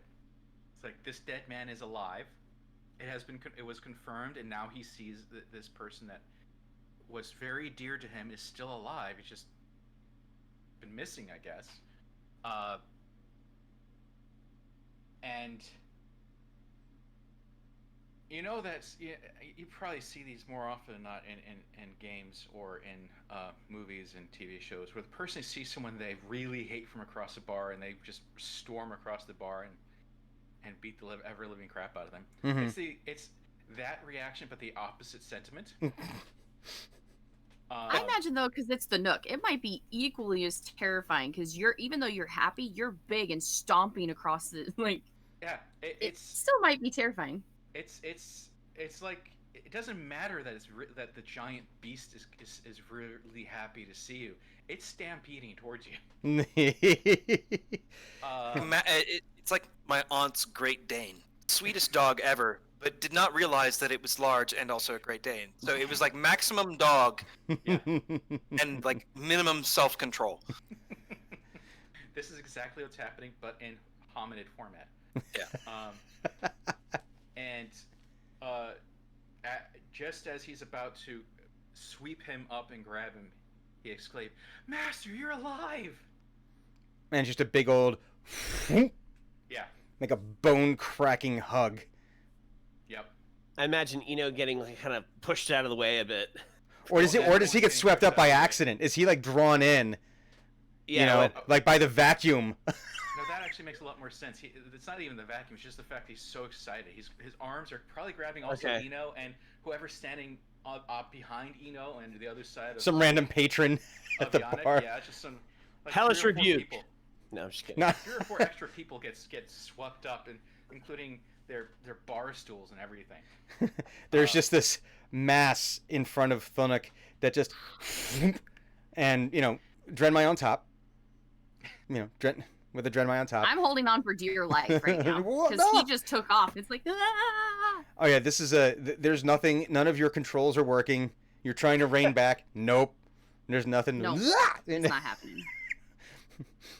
I would even imagine that as he makes, it's just such a sudden motion from stop into motion into this hug. It's just, you hear it from Dren, you hear a, it's, that's, Oh yeah. and just bone crushing hug, and it's good to see you too, Lottie, but you're breaking me back. You got to put, please, down, Lottie. He It's doesn't good to hear- see you hear too. anything. He's just going on about how everyone thought he was dead, and he Like a found his serpent. family, I will love you and hug you and squish Crushing you. a rat. Love you and Every hug you. time you exhale, the hug gets tighter. Like, oh god. And his, Stop does, it, Hyder. does Stunnock just start telling the entire story from the last time you saw him? The very moment he realized Master is missing and assumed dead, he starts telling the tale of what has happened to him. No, Lana, you gotta, please, this time, God, breathe, God. Oh, sorry. Here. And You're puts killing down, me. puts down everyone and everything that he has picked And up. there's like bar stools now strewn all over the place. There's a random patron who did not spill his beer, was able to, just keep on just because, okay. Very casually. All right. So that happened today. All right. It's Wednesday. Yeah, it's Blurth Day apparently because I just got blurthed. And yeah, just now there's like a pile of dwarf and tiefling and barstool and napkins and whatever else was just sort of swept up in this massive squeeze. Fearful greeting. And he's just moan of, oh, I forgot that part. You're still a hugger. He doesn't realize he's talking about the hugging bit. He actually just rewinds the story a little bit. No, lad, no. We'll have time for that. Let's get the drink. Let us sit down. I know you all have questions. Has the bartender served up the beer? Well, now? you guys haven't ordered yet, so you have to decide what you want to order. Oh, because all we right. haven't had a distraction of food and drink in a little bit. True. So, I the Yawning Portal, so they would have I imagine that Yawning Portal would have quite a few things on tap.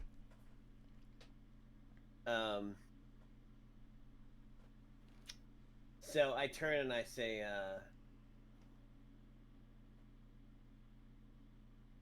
have you got any Yaganazers? Yaganazers? Yeah, isn't that the really bad beer? I forget if that was the. Yeah, I know exactly what you're talking about. I think that was it's like- Yaganazers, right? Yaganazers It was something Stout. like that. It was exactly. Oh, the hallucination beer? No, it's from Acquisitions Incorporated. Yeah. Yaganazers It wasn't a Stout. hallucination beer. It was like it had like hair in it. I don't think it had hair in it. There was some fuzziness happening in that beer, if I recall. Well, yeah, sure, they would have it if it's brewed by Acquisitions Incorporated. I'm sure they have no doubt worked out some kind of contract with the Yawning Portal to have their things on tap. There's probably just about you'd be hard pressed to find a legal bar in Waterdeep that would not have some form of one of the Ac Inc. brews. Eno remembers that beer tastes really bad. I rolled an 18 on my die. Yes. So he starts asking for Yagan. He says, "Do you have Yagan?" No. And he says, "Yannick, what do you recommend here? It's been a while since I've been in Waterdeep."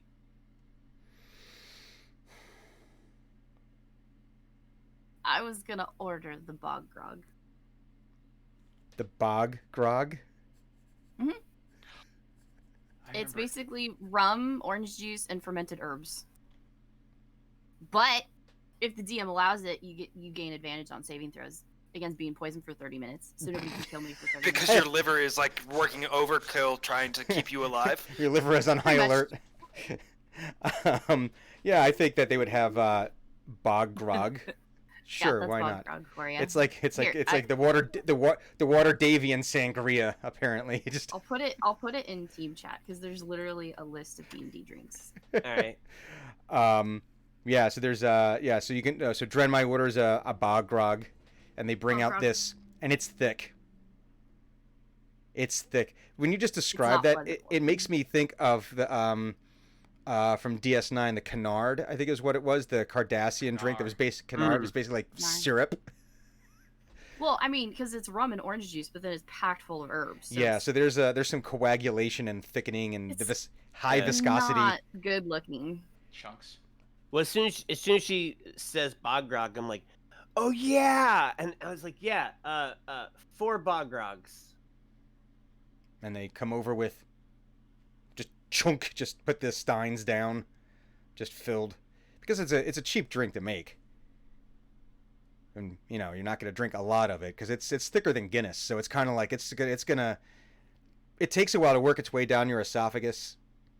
More It could be chewy used than- as like it could be used as Axle lubricant. Is Hugon more than 30 feet away? Hugon has taken this opportunity to break off from the group and go and talk to someone that you don't recognize. Okay. So he's probably a little bit more than 30 feet away, yeah. The yawning portal is quite large. Mm-hmm. So It's about the size of your average Margaritaville. I have no context for that. Is I assume there a wait staff? Yeah, there'd be people Okay. able to deliver drinks. I try to flag somebody down to Mhm. have them take the Bogrog over to Hugon. Oh, absolutely. That's an easy thing to do. So, All right. boom. So that's over. Well, while you're doing that, Hugon, you have approached Zent the Unwise.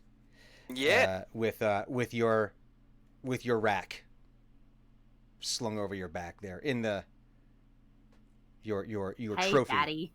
Right. Now I don't like that sentence. Wow. I would like to rewind and I would like a new sentence to be uttered instead of what you said. But in any case, what does Zent the Unwise have to say for himself? Oh, good! You've been successful. You didn't die. That's so God, wonderful. okay, I forgot how much I hate you. Do you forget how much you hate him? Yep, I forgot. I forgot. It looks like you got a little toy for me. I do. Yes. Mm-hmm. Shut up. Can we, like, do you just need it, and then are you going to go away and do the ritual, or are you? How does this work? What do I need to do now? Now you just give it to me, and then we can take care of this. We can do it right now, or we can do it someplace else. Someplace private would be advisable because I don't think casting whatever level of magic in that is going to be required here would be legal to do in public. So we should, exercise some caution in that regard. You just want to go out to the docks and do it then? Yes. Wonderful. Oh, look, you have a drink coming. Do you want to have a drink before we go? I do not. In fact, if you could teleport us to the docks or get us to the docks very quickly, that would be preferable. I want this done as quickly as possible. Oh, very well. No foreplay. No one's ever fun anymore. And right as the drink comes, he just takes the drink and just... And he does, he just, it's almost like he just opens up his throat and just pours the drink in. Just down the gullet. Well, away we go. And just sort of touches you, and you feel like this tugging motion. Mm-hmm. And you just... And you find yourself in the harbor now, not like in Right. the actual harbor, but In the water. Like, in God the water. damn it. You should have been more specific. No, but you find yourself standing on one of the wider main piers, and at this point you can see it is evening, so there's not as many people on the docks. The sun is sitting very low in the horizon. You can see, as you look up at Waterdeep, you can see all the lights and torches are starting to light the city up. Listen, if you were going to make a postcard, this would be the place you'd want to take this photo, because it's nice. You can still see the buildings, you can still see the outline, but you see all the lights. It's very, very nice. But he says, well, we're here. Gimme. Right, and he opens the sack and offers the opened sack to Zint Ooh. or Zim, or I'm sorry, his name confuses me sometimes and I say it wrong. Oh, you naughty boy! That's where you've been all this time. I don't like that sentence. Home. Daddy missed you. And he like reaches in and grabs the he grabs the skull out of there, and he looks at it and he just plops it on his head. It's a helmet. And immediately you just see like it like attaches to his head, and you start to hear a sound, a couple of sounds. There's some squishing. There's the sound of like it sounds like sausage being squeezed out of its casing. Okay. And a lot of snapping and and his form immediately begins to change. And the arms and the legs become too long.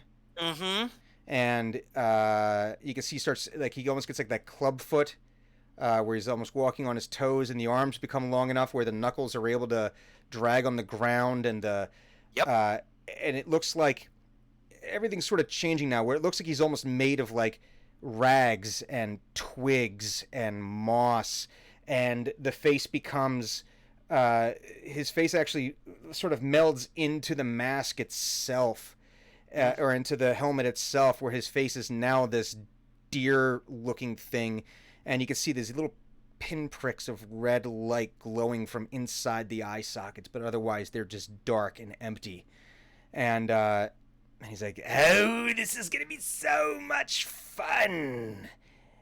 Now, what is it you wish to see destroyed?" And Hugon offers up the bracer. Like, Hugon is not really unnerved or bothered by this. Like, he kind of expected some shit to go wrong. I am concerned as a player now because very specific things happen when you cause trouble in Waterdeep. I'm worried about those. But he offers up the item and says, as part of our agreement, this must be destroyed utterly. Stand close. You're not going to want to get caught in the blast wave for this. And he takes Stand close. I don't want to be blown up by this explosion that will happen near us. Did I hear that right? You heard exactly correctly. And all right. Takes this forearm just too long, fingers too long. There might be an extra knuckle in there somewhere. You're not sure. And he takes the bracer, because now he's standing almost 10 feet tall. And he this too large hand, which could easily fit all the way around your head now with the fingers and claws, takes the bracer out of your hand, and he holds it up and just snaps it. And there's a brief moment of where things just go silent. And then you hear a deep bass note that you feel right in your sternum, and then there's just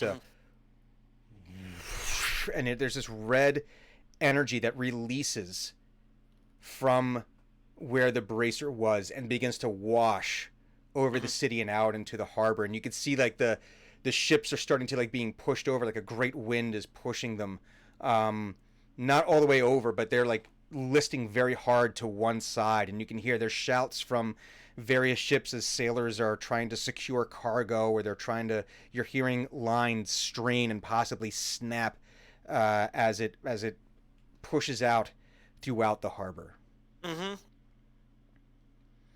Okay, this is precisely what I was concerned about.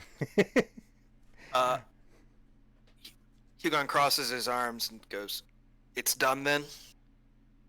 Well, this is done, but now the fun gets started. Okay. This is a super, super bad idea.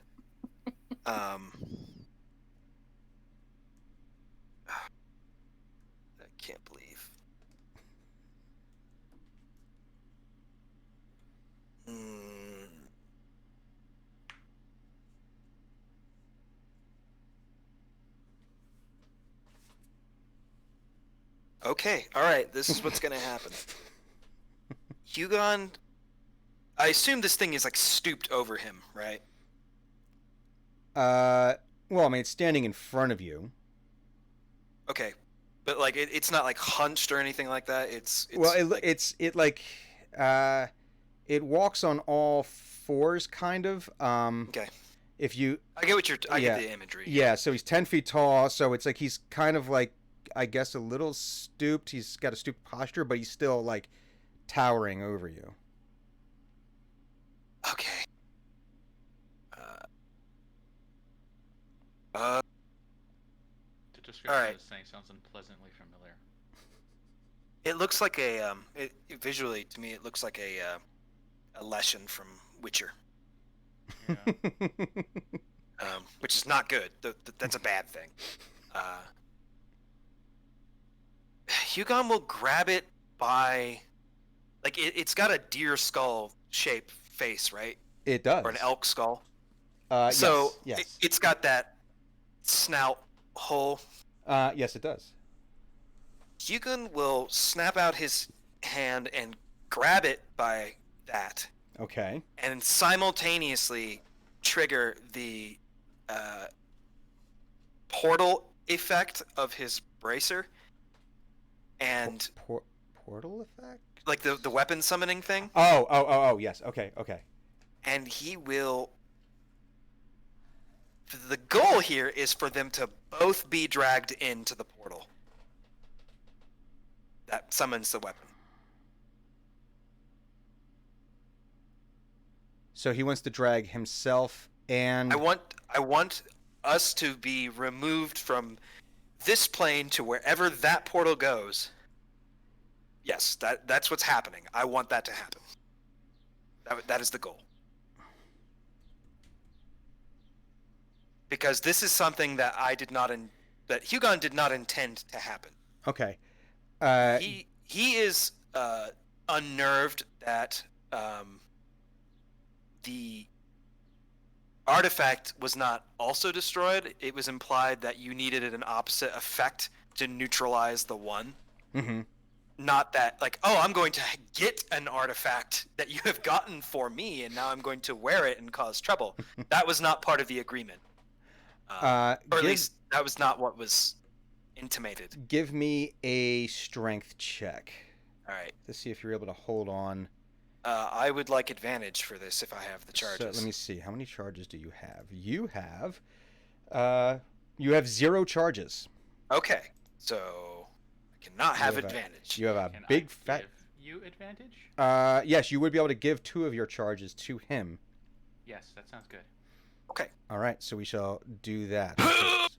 Take Thunic down to now 2 charges. All right. So I'm assuming this is an athletics test. I will because it's allow involving it to be athletics. Yes. Okay, so that is a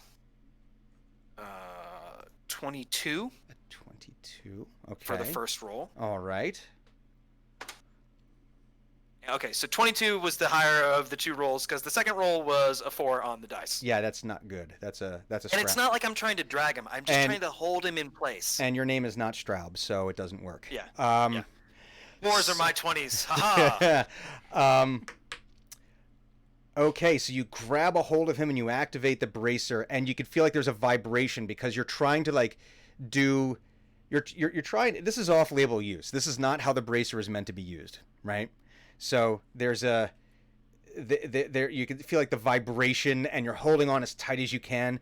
And he goes, "Oh, this is gonna be so much fun. I knew you would be fun to be around, but there's one problem. You're going to need more friends." And right as he says that, you can feel the portal open as if you were trying to summon the one of your weapons, but instead you're able to kind of push it the opposite direction. And as the polarity reverses, you feel like you're being pulled through a keyhole. Okay. Um, That probably hurts. and but I need you to don't let make go. a wisdom saving throw. Okay. Actually, I think wisdom might be one of my better saves. Now that I think of it.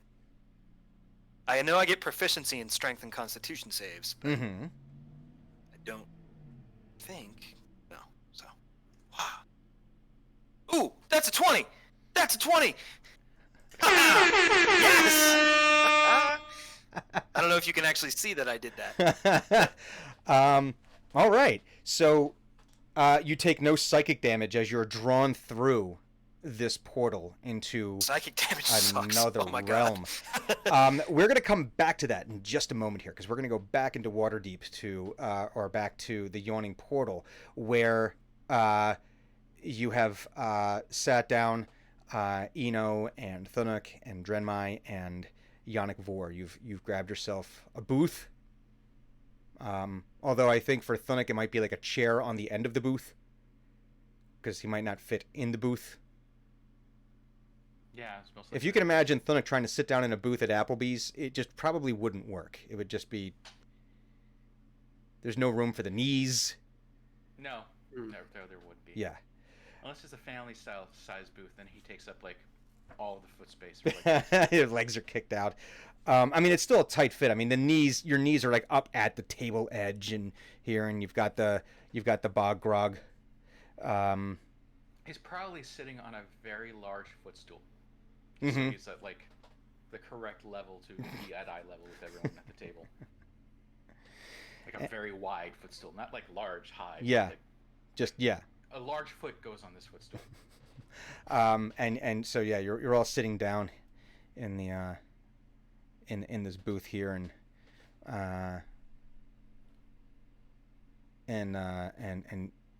Yannick Vor says to you, and he goes, "I'm glad to see that this world has not broken you. I'd always worried you were too sensitive, but nah, you look good, lad. Thank you. And you have some new friends? Yes, these are my new friends. This is Eno. He's my newest friend. And this is Drenmai. She's not as new, but she's also a new friend. and he looks at Drenmai and he says, "Are you a gemweaver?" Mm-hmm. You look like your daddy. How do you know Pappy?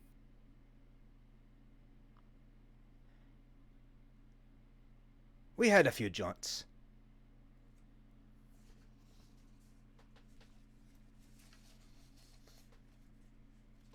Stories for another time, though. He may not want his daughter hearing some of the things he did. Oh. After I got past 100, Poppy told me things. But he didn't tell you all the things. Probably not. Are they bad things?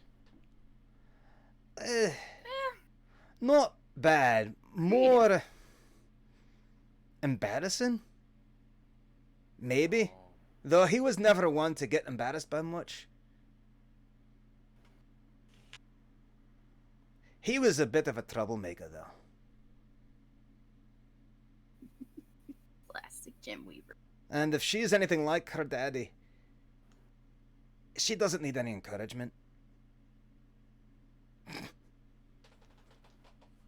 Thunuk does not react, and in any way, shape, or form, he does not want to be rude. Still a polite one, I can see. Thunuk, I owe you an apology. Are you? I mean, you look like everything's okay. Did something happen? I had to leave. And I had to leave. And I thought I was doing you good. I thought I was doing right by you by not having you come look for me, because I think you would have. Well, yeah. And it was better that you didn't. But there's probably a better way for me to have gone about it, and I shouldn't have given you as much pain as I did. We did think you were dead. Well, that was by design.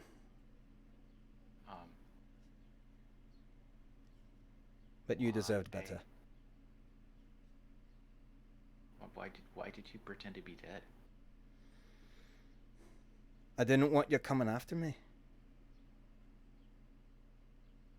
There were things that needed doing. Things that I couldn't involve you in. Are you in trouble?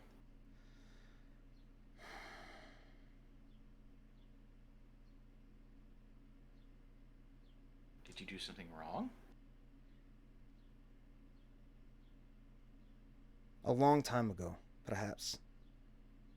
And I feel that those chickens are coming home to roost. An old enemy has reared its head. And I needed to go and start to deal with it. And I couldn't drag you into my problems. What was the thing? The enemy? The person?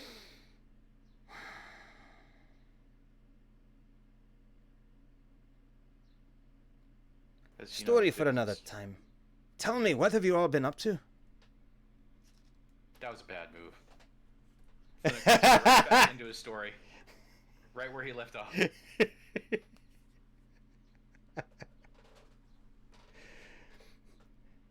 So Thunuk launches into the life story of from the moment he thought... Yeah. Like the moment that he thought that his master was dead, he probably stopped at like, and then there was the funeral and we did this and that and blah blah blah, and then there was a letter and then he left, and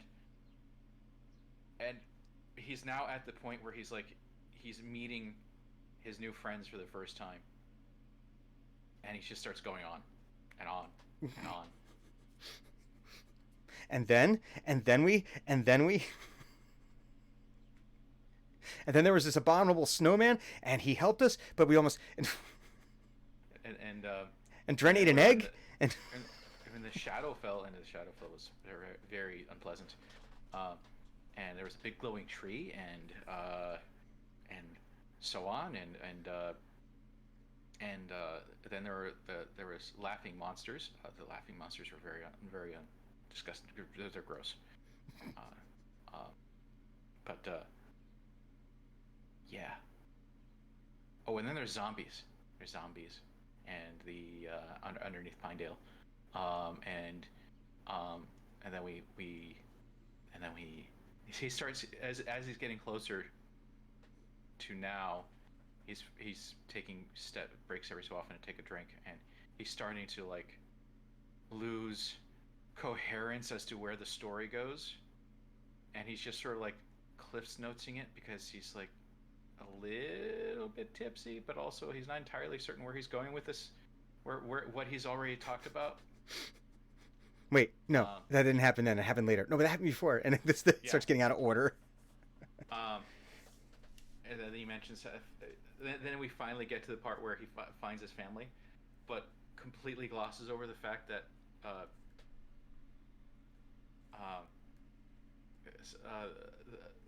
the fact that his sister is working as a cook, but it goes into great detail about the I forget what you decided to name them, the wasp doll things. Oh yeah, Grimphages. Grimphages, yeah. Grimphages, yeah. It goes into great detail about the Grimphages. And the meat snatcher. And the meat snatcher. Yeah, I don't know. I still don't like that name, and I still don't like that experience. The meat snatcher, no, that was bad. It's a cool fight, though. And then we went to a place called Candlekeep, which had the most books I've ever seen in my entire life, and they let me look at them. And then we went to then we came here. So over the course of the story, how many rounds do you think you're in at this point? How many rounds of drinks have been ordered? How much food has come to the table at this point? I'd say at least 3 rounds. Yeah, that sounds like it would be about right. 3 rounds. Might actually be more for Thunuk, because unless they're giving him like Thunuk-sized tankards, because he's taking a sip or two from them pretty quickly. I think they would give you the normal size tankards because they're trying to maximize profit margin. Like if you ordered like one of the big specialty like fishbowl drinks, it turns out it's like mostly water. Yeah. Right? but they charge you like extra money for it because you want the blue Malibu, You're but really going with those whole Margaritaville metaphor. Yeah, but I would think in this case, like the way that this place is run, it's no. There is one size drink for this. You get it in a stein. One bigger. Great. Buy two. So, He's actually probably at the same rate as everyone else because he's doing all the talk, doing all the storytelling. Yeah. And during the I'm sorry, dragons. Go ahead. Then I met dragons. I met nice dragons. And during the course of this, the three of you start to notice that your bracers, the summoning button, the stone on that summons your armor and weapons, starts flashing red. And there's like a little vibration to it every time it flashes. Like,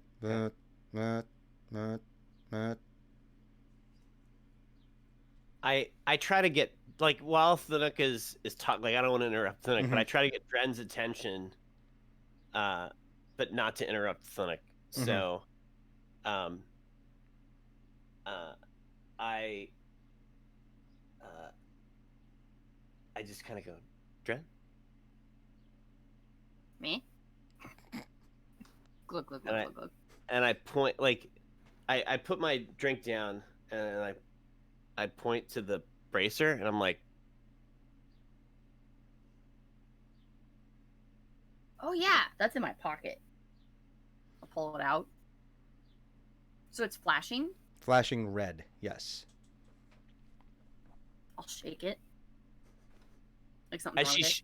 As she's shaking it, I shake my wrist. Like, maybe we're supposed to shake it. Because I'm like inebriated. Mm-hmm. I'm like,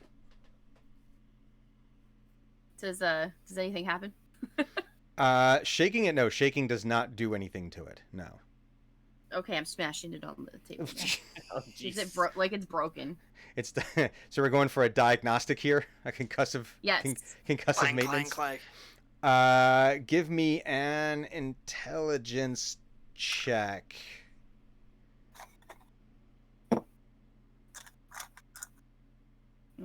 A Tinker Gnome diagnostic check. That's a 9. Nope, you don't know what's broken about it.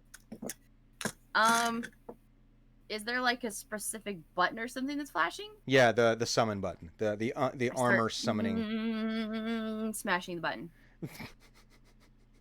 Repeatedly, not just once. I will allow for an additional diagnostic roll. Okay. This one for just spamming the summon button. Yeah, that one's 21. You think this is probably an error of some kind. That whatever the summoning, because as you were doing that, your armor wasn't summoning and unsummoning. So you think there might be some kind of error that in some way the mechanism that makes this work is not working properly at the moment. I'm now fully intrigued. It's like that instant sober moment. Mm-hmm. Because something of more interest has happened. So anything that's in front of me, I immediately clear out. It's probably all over the floor.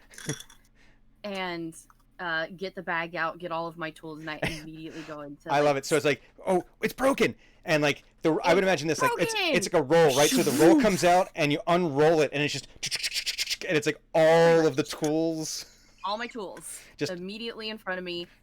All food and drink that was in front of me is now on the floor. The goggles are down. There's all various things are getting plugged into it. Oh, get the brakes. Right. So automatic diagnostic mode. Hugon, after being pulled through this keyhole,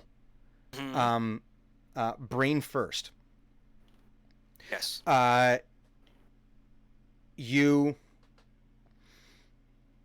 are. It's a jarring experience, but you are able to very, very quickly regain your senses about you. You don't you don't black out. You're able to stave that off. Your sheer force of will, whether that was from something inside of you or something from the help of having Delotha, melted onto your brain pan. You're not sure, but you find yourself in the midst of a pitched battle all around you. And you find it's just everywhere you look, you hear nothing but the sound of battle, of Everywhere you of turn. Yeah, I can help myself. you can hear the sounds of metal clanging on metal, of shouts, of commands, of people attacking, of people dying, of people being wounded. Nothing you can see, everything you can see, as far as you can see, is just seems to be an endless field of battle. There's no in your immediate sight, you cannot see anything but this wide open, it looks like a dried out lake bed. The only thing that you're seeing are like occasionally there's staffs and banners that are jammed into the ground, sometimes with only the just barely tatters of banner hanging from these things. Dust cloud surrounds the horizon. Under the horizon, you're under a yellowish sky that just appears to be like an endless overcast. It's not storming that you can tell, but it just seems like endless battle. But there seems to be a space around you. You're not like backed up like where there's like someone right on top of you, but you find yourself in this like cleared out area from however you got here. Did I get Zim with me? Oh, Zem is with you. And if it was possible for a skull to smile, it is the skull would be smiling. And so I imagine Hugon's still got a hold of him. Yeah, he's still He there, goes, and he's like right in your face. Like, do you want to do this here? This is my home. And the mask ripples in a very disconcerting way, and then it hardens from meat into what looks like a carapace. Like sharp and angular and like a bit spiky.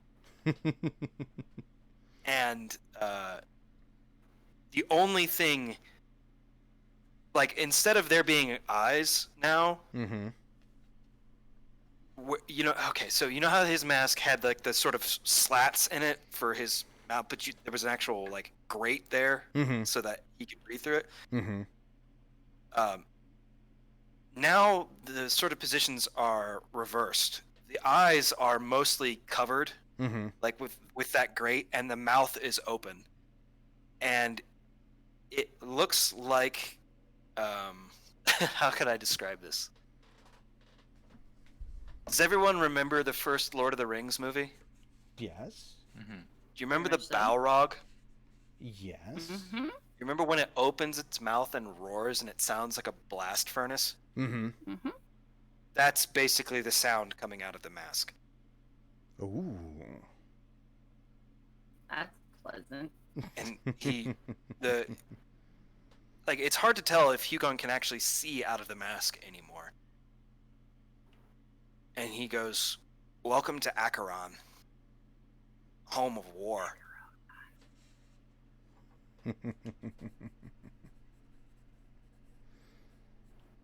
And what do you do? Well, firstly, I see if there's combatants around us. Oh, there's combatants around you. They're not like on top of you at the moment, but I would like then to roll an intimidate check to command them. okay. Give me an intimidation check. May I have advantage for Delotha for this purpose? You may not. Fair enough. Not in this realm.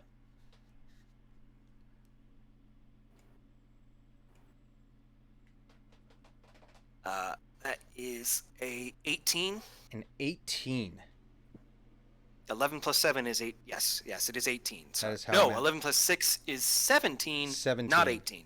Okay. Sorry. So give me. What is it that Hugon says or does to do this intimidation? Is it like a Spartans on me? No, it's like a...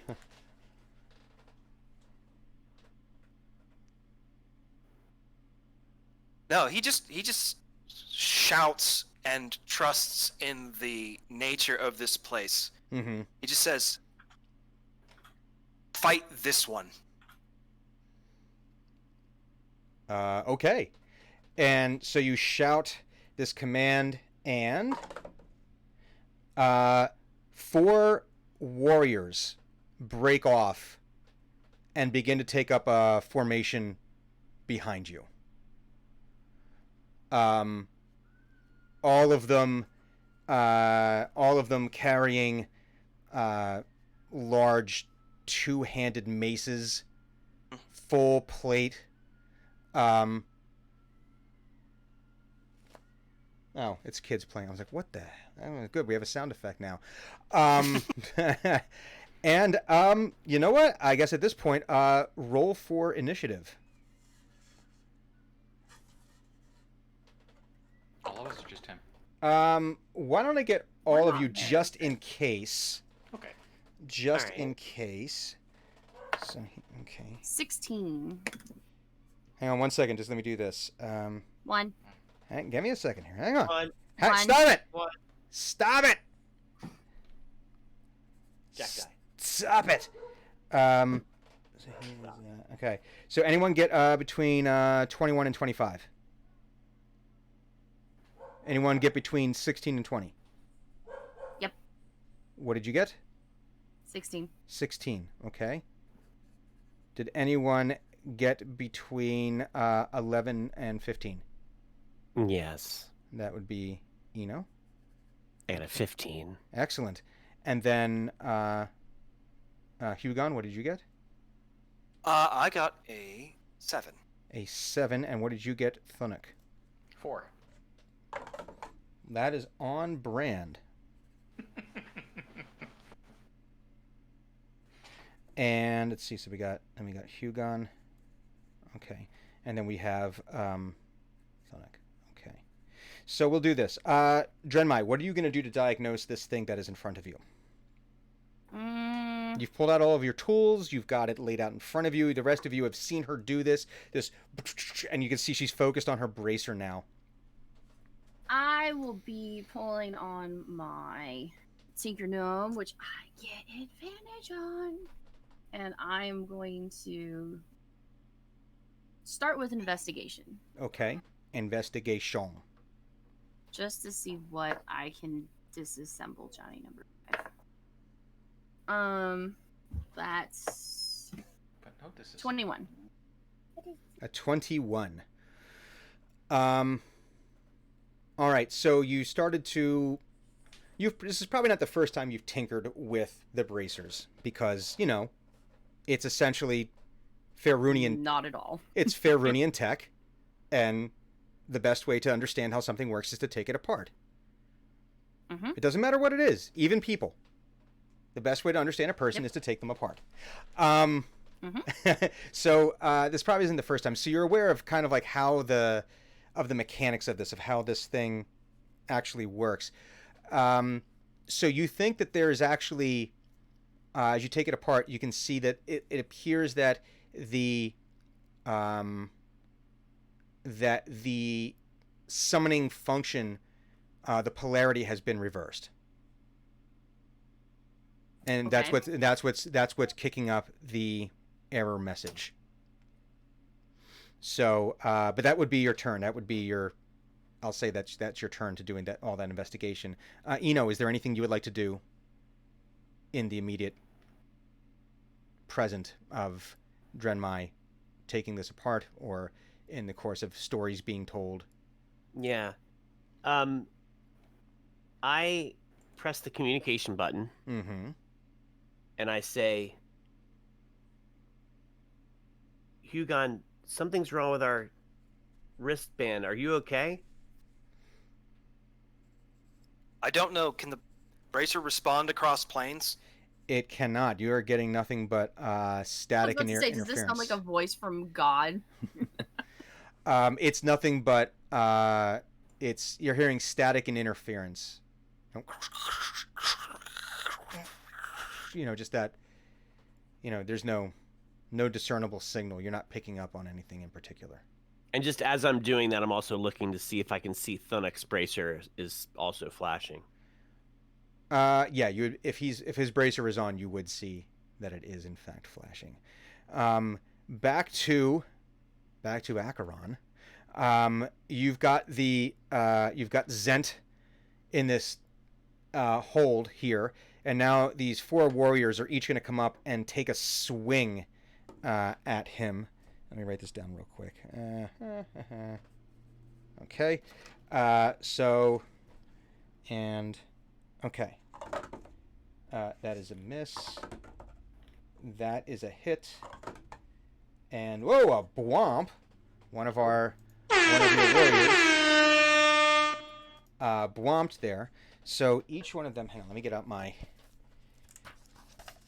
I wasn't expecting this specific tactic, so it's a good thing I brought all my books over to me today, because otherwise I'd have to walk all the way across the room. And let's see, these are. All right, I'm going to do that. Okay, so each one of these is going to do 1d12, because it's two-handed mace in Acheron, where things are meant to do owies. So 8, 12. Okay.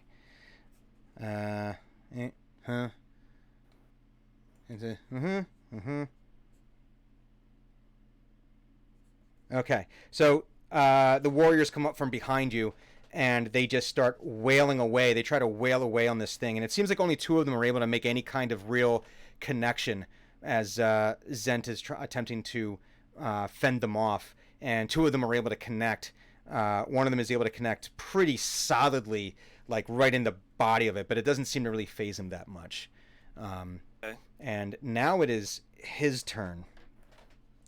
So, let's do this. So the first thing it's going to do is it's going to lash out with its claws at 2 of your comrades here. And my hope is that this fight draws enough attention from something bigger and meaner than us that it decides to take interest. Yeah, and he's able to do. He misses with one, but the other one just swipes one of these other warriors. Like it's almost like when Sauron in the beginning of Lord of the Rings, to continue that original metaphor, when he's swinging away and just clubbing people away, and he's able to do quite a good hit there, and nail one of them. But I need you to make a charisma saving throw. Okay. 14 on the die. I think I've got a +2 charisma. That would be a 16. Well, that is good enough. You see the eyes flare in front of you, and you feel like a tugging on your very life essence as he does so, but you're able to will this power and keep it at bay as best you can. But now it is your turn to attack. Okay. I'm gonna attack it a lot. Do many attacks. I'm gonna do all of the attacks. Well, firstly, I'm just gonna start rolling, and we'll see what happens. Well, you can attack. It's just a matter of whether they're successful. First or not. attack is a miss. Okay. I rolled a 3. Yeah, that misses. Second attack is a 20, dirty 20. Dirty 20 would in fact hit. Would in fact hit. It would. And then in fact, there's the itty bitty bonk attack, which is a 15. Nope, that does not hit. Okay, I will now roll damage.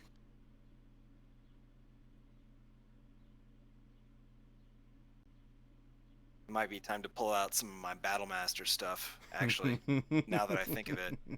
Hang on. I shall expend a superiority die. I might, whoa. Hang on. Let me just see here. Okay,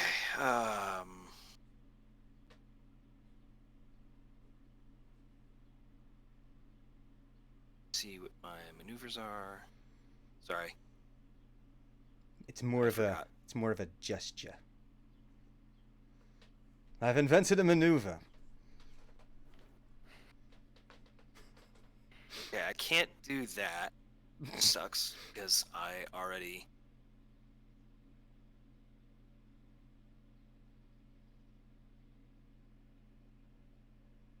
I accidentally closed D&D Beyond to Oh. open up something else. Well, that's and okay. I was like, wait a minute, no! Well, Shit. while you're figuring that out, we can just, because he's not Never right there, easier. Thunic, is there anything you would like to do with your slots in the initiative order? I suppose I should probably roll for perception to see if I detect whether my wrist is vibrating. Sure. Because he's Does it so break he's through so my- he's so involved in the story and Yeah. with Master being there, and A 19. you absolutely know that it is flashing and vibrating, and you've seen that Drenmai is now doing her thing, and you know it's never really done this before. And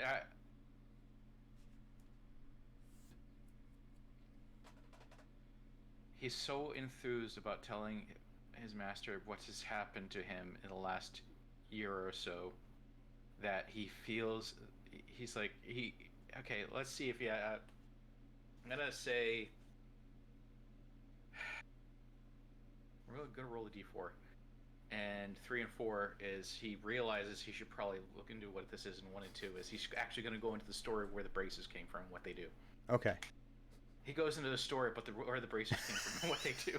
Oh, and this thing, yeah, it's flashing, And but this is. if I push this button, it makes my armor go away, and I switches into my daily clothes. And if I push this button, I can talk to people. And I'm not really sure what this third button does.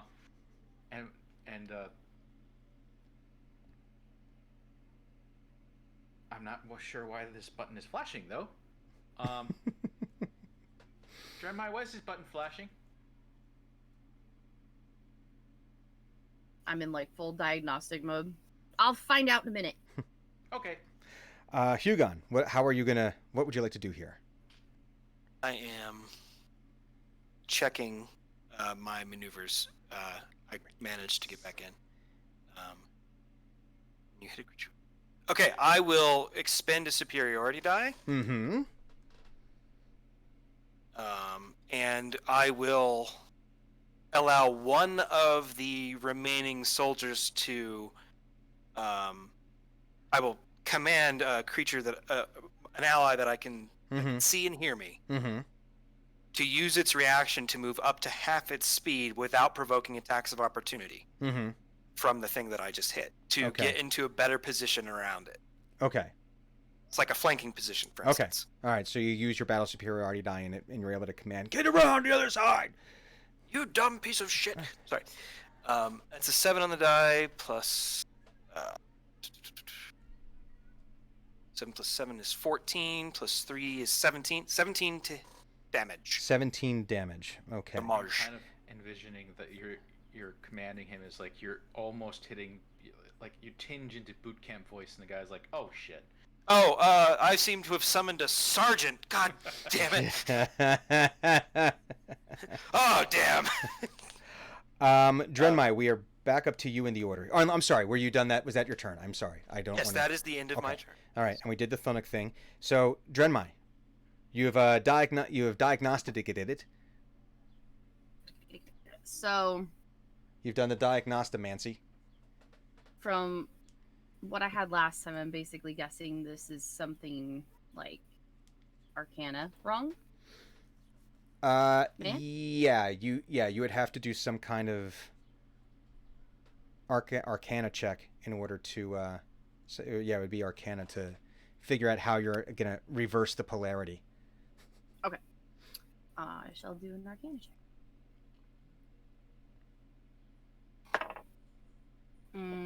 27. Jesus.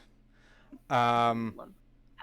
All right, so you're trying. So you want to use this ability to try to reverse the reversed polarity. Is that what we're I attempting just to do want to here? get this for this check. I'm just trying to get the knowledge, and then I'm gonna try to reverse. Oh, so this is trying to figure out how you would go about doing that. Yes. Ah, okay. Well, a few options go through your mind. Most obvious being is if you tried an inverse tachyon pulse, that would obviously, fix it. If you cycled the power coils, that would probably help it as well. But seeing as how you have neither one of those things here, you do think that you would need to sever the connection and then reattach it. So basically the answer is you need to turn it off and back on again. And you think that could possibly fix it and reverse the effects. Okay. So then for my basically movement, I'm going to take this entire thing apart. So there would be no possible energy source touching it.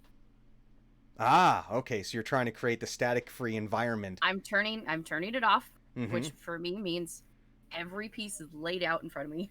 Mm-hmm. And I would imagine that the work mat actually has probably some surfaces on there that are meant to be slightly insulated, because it's when you have the rollout tool, there's the flap that covers it all. Mm-hmm. So that's the workspace. These are the tools. I may have one in real life. Eno, is there anything you would like to do with this particular part of your turn?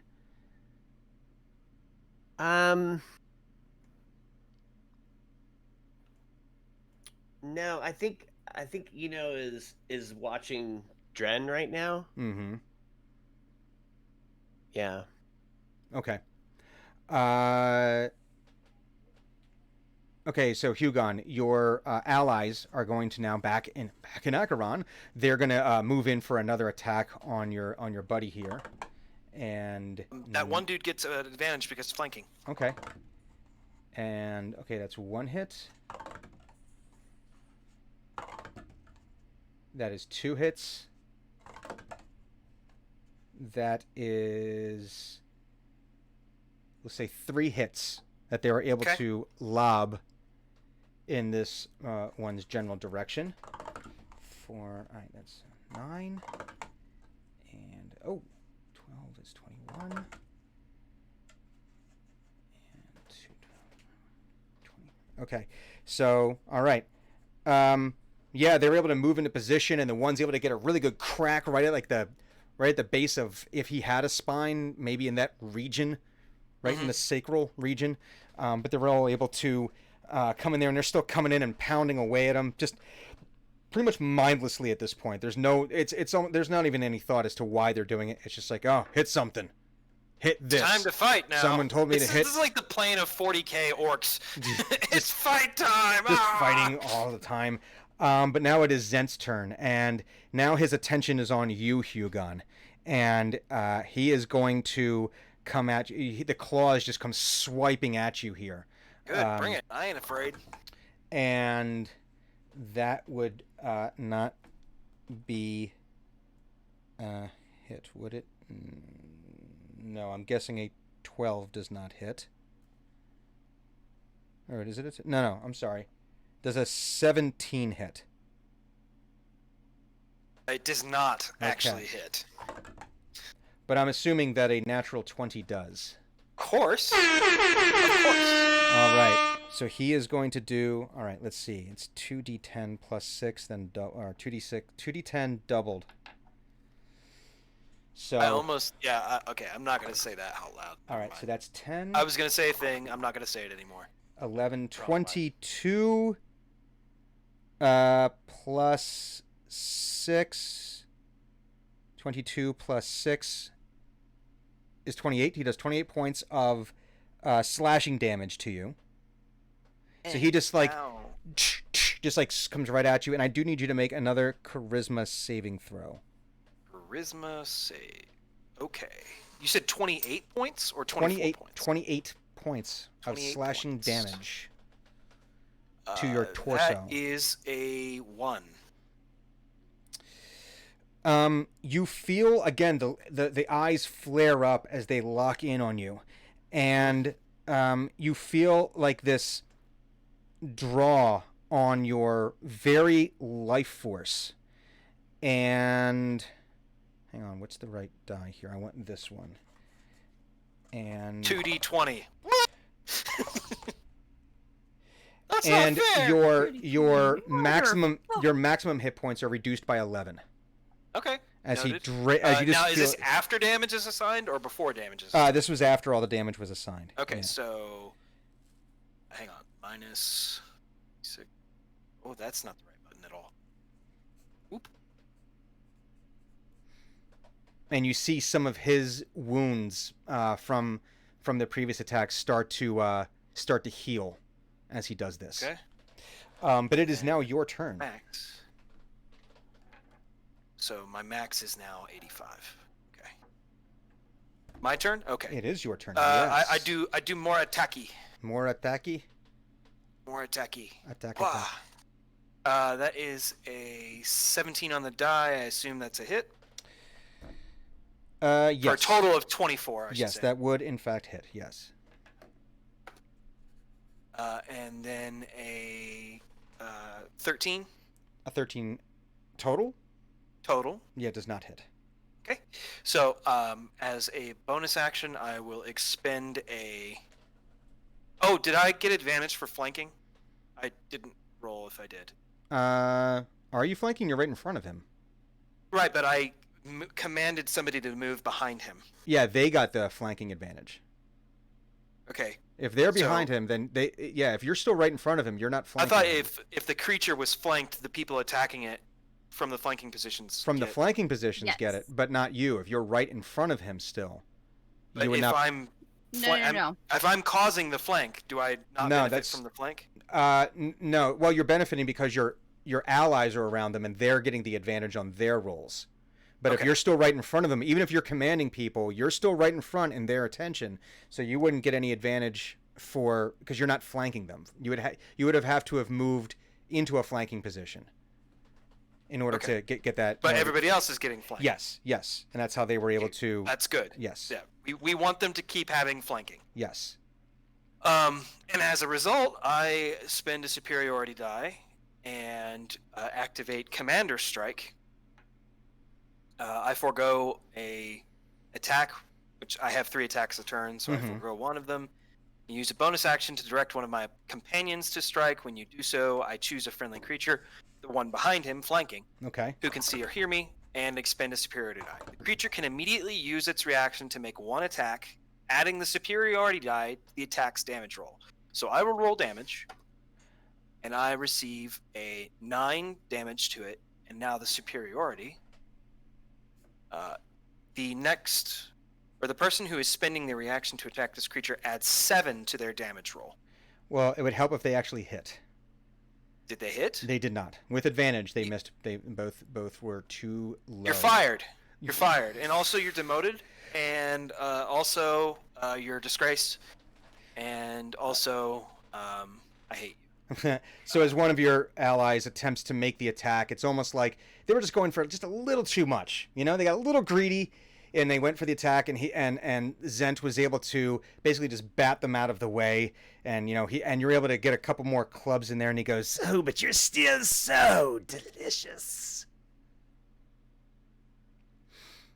Thunuk, you see Dren attempting to work on this thing. Is there anything you would like to do, or are you still telling the story now of something else?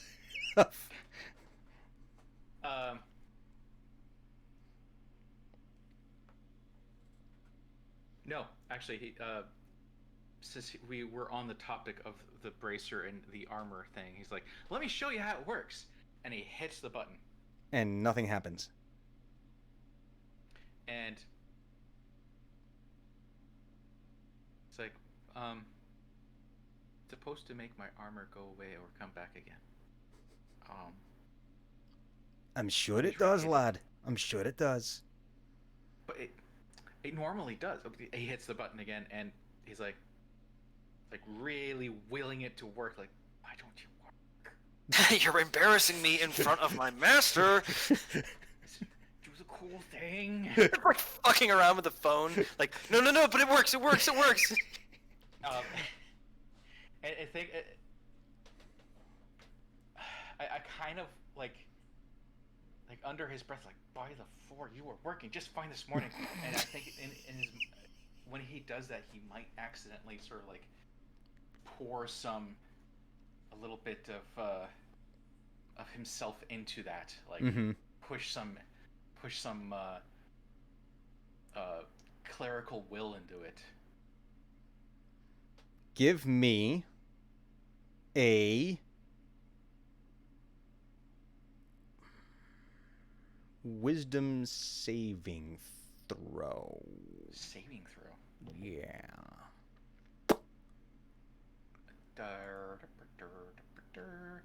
19. As you do that, you feel spiritually almost like you were leaning over an edge and you almost fell into a hole, but you were able to pull yourself back. Like when you've been on the edge, you've probably had a situation where you've been on the edge of a cliff or a high embankment or a ladder, and you're like leaning over and you're looking, but you look just a little too far and you start to lose your balance, but you're able to quick pull back, and you have that moment of like, whoa, that was a close one. And that's the kind of feeling you have on a more spiritual level as you were like you felt like your consciousness connecting with this in a way that it hadn't before. And it felt like, whoa, that was a close one. Ooh. So, Drenmai. All right. So now that I've got everything taken apart, I'm assuming that I don't see any like flashing lights. No, you were able to successfully power it down. Yeah, so you think that, you could... How would you like to proceed in order to... Now I would like to reassemble Johnny number 5. But I want to add in an extra button. You want to add an extra button. Okay. What is the extra button you're attempting to add? No idea yet. I'm just... Since I have it apart, I'm going to add in a button for future purposes. So you're adding in an unassigned macro button. Mm-hmm. Okay. She's pulling a Linux on it. Mm-hmm. I don't know what I'm going to use this for. But I might need it. But I'm going to do it. All right. Give me... All right. So there's 3 buttons existing. You want to add a 4th, or are you just repurposing one of them? No, I'm just adding one. Okay. So I'm going to need... We're going to do this. We're going to do...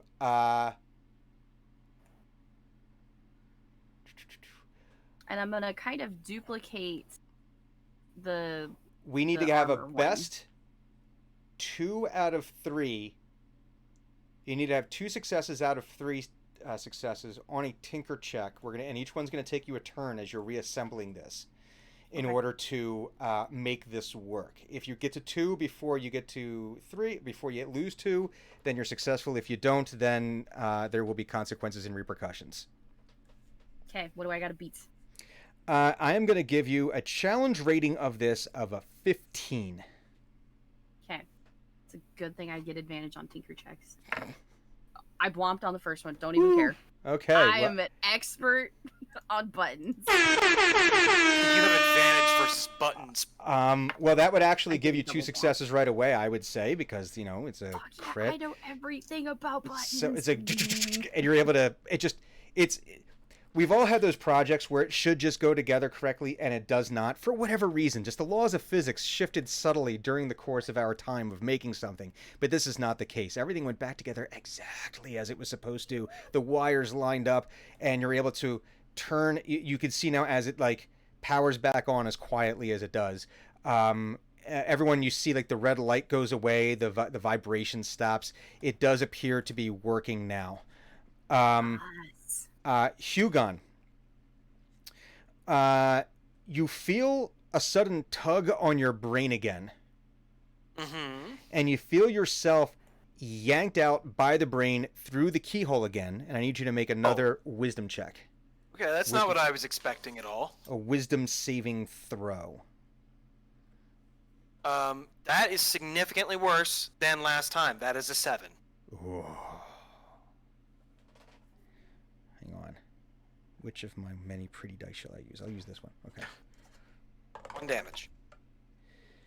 Well, it kind of looks like a 1 if a 1 were a 7. Yeah, that's fine.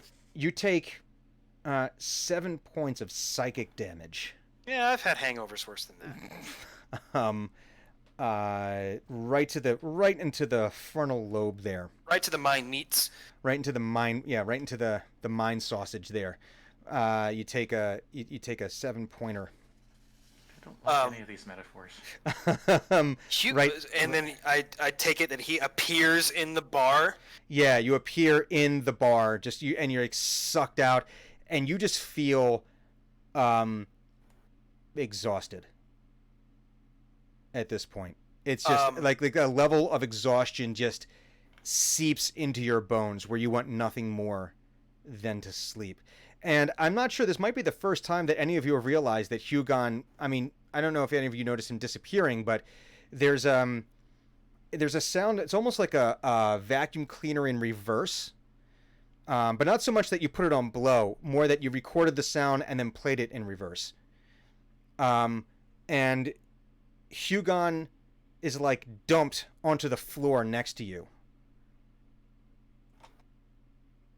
With that opposite flump sound of like when you vacuum something like that's a little bit too big for the. Yeah, exactly. Small Yeah, enough? instead of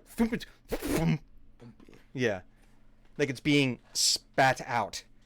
So like at the bank, if you have those pneumatic things, you know, that the tubes, it's coming out the other direction. But like, if there was no safety like regulator on it, and it just, you know, Shot it out like a cannon. Exactly. Okay, so a couple of things are immediately apparent. One, Hugon is covered in blood. Again, Acheron is not a clean plane. Two, the description about the mask is the same. It's the kind of, it Tightness. only has a mouth and there's a blowtorch sound coming out. And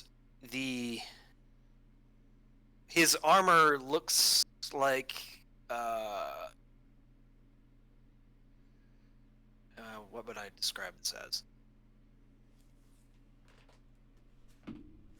It looks like, you know how his mask thing was like encompassed his head now and like was working its way, you know, across the armor that he was wearing and things like that.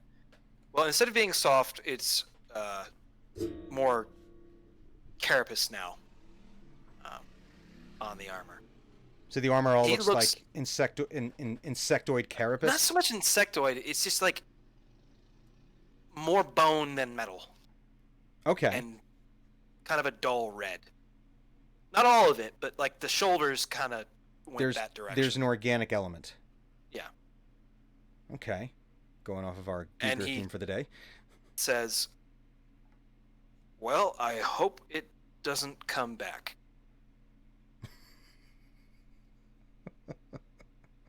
Hi, Hugon. How far How did you get here? away is he? He's brought like right next to you. Okay. Wait. Right next to who? I'm curious if Dren's tinkering caused him to appear right next to Dren, or Thunuk's attempt to make the thing work made him come back. Or if it's just like a side effect of an eventual side effect. Well, Wait, here. Thanuk thinks that what he was doing brought him back. Not necessarily. I'm trying to figure out like where did He is Hugon ejected right appear? next to Was it you, that- Thunuk. He is ejected like right next to you. I will totally let Thanuk think that he fixed this. That doesn't look like your armor. But then as you do it again, like your armor suddenly summons around you. Were you in the thing? In the thing? No, I was home. I was visiting home, and now I'm back. This thing's gonna take us home? No, they're not supposed to. It really hurts, and I don't think that it was designed to do that, but I broke some rules and made it do that, so that I could protect Waterdeep. Oh. You guys are gonna have a lot of work to do, aren't you? Probably, and I can't guarantee you we won't be arrested very shortly. But we didn't do anything wrong. Well, the thing about being in a guild is when one member of the guild messes up, the guild is kind of on the hook for that. And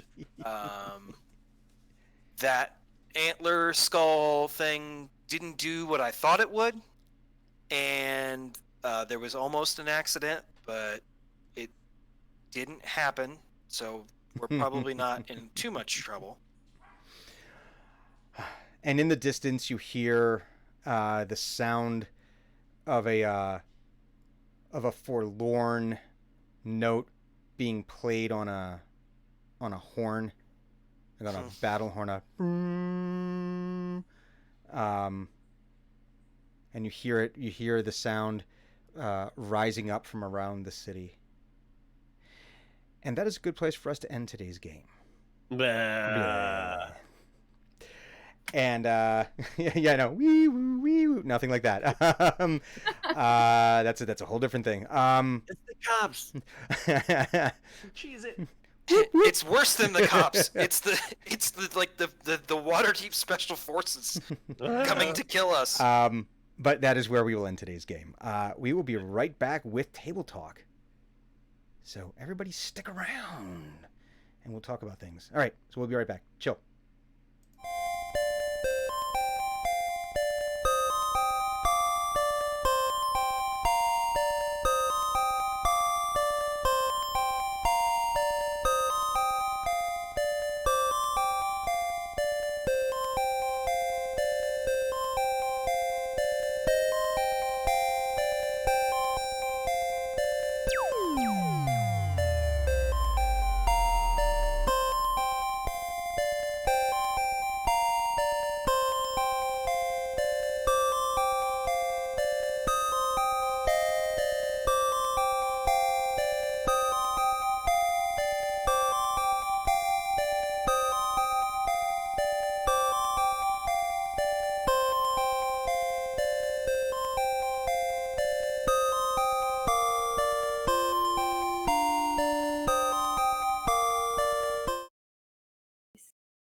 Well, that's usually a pretty binary situation, right? Things are good or things are bad.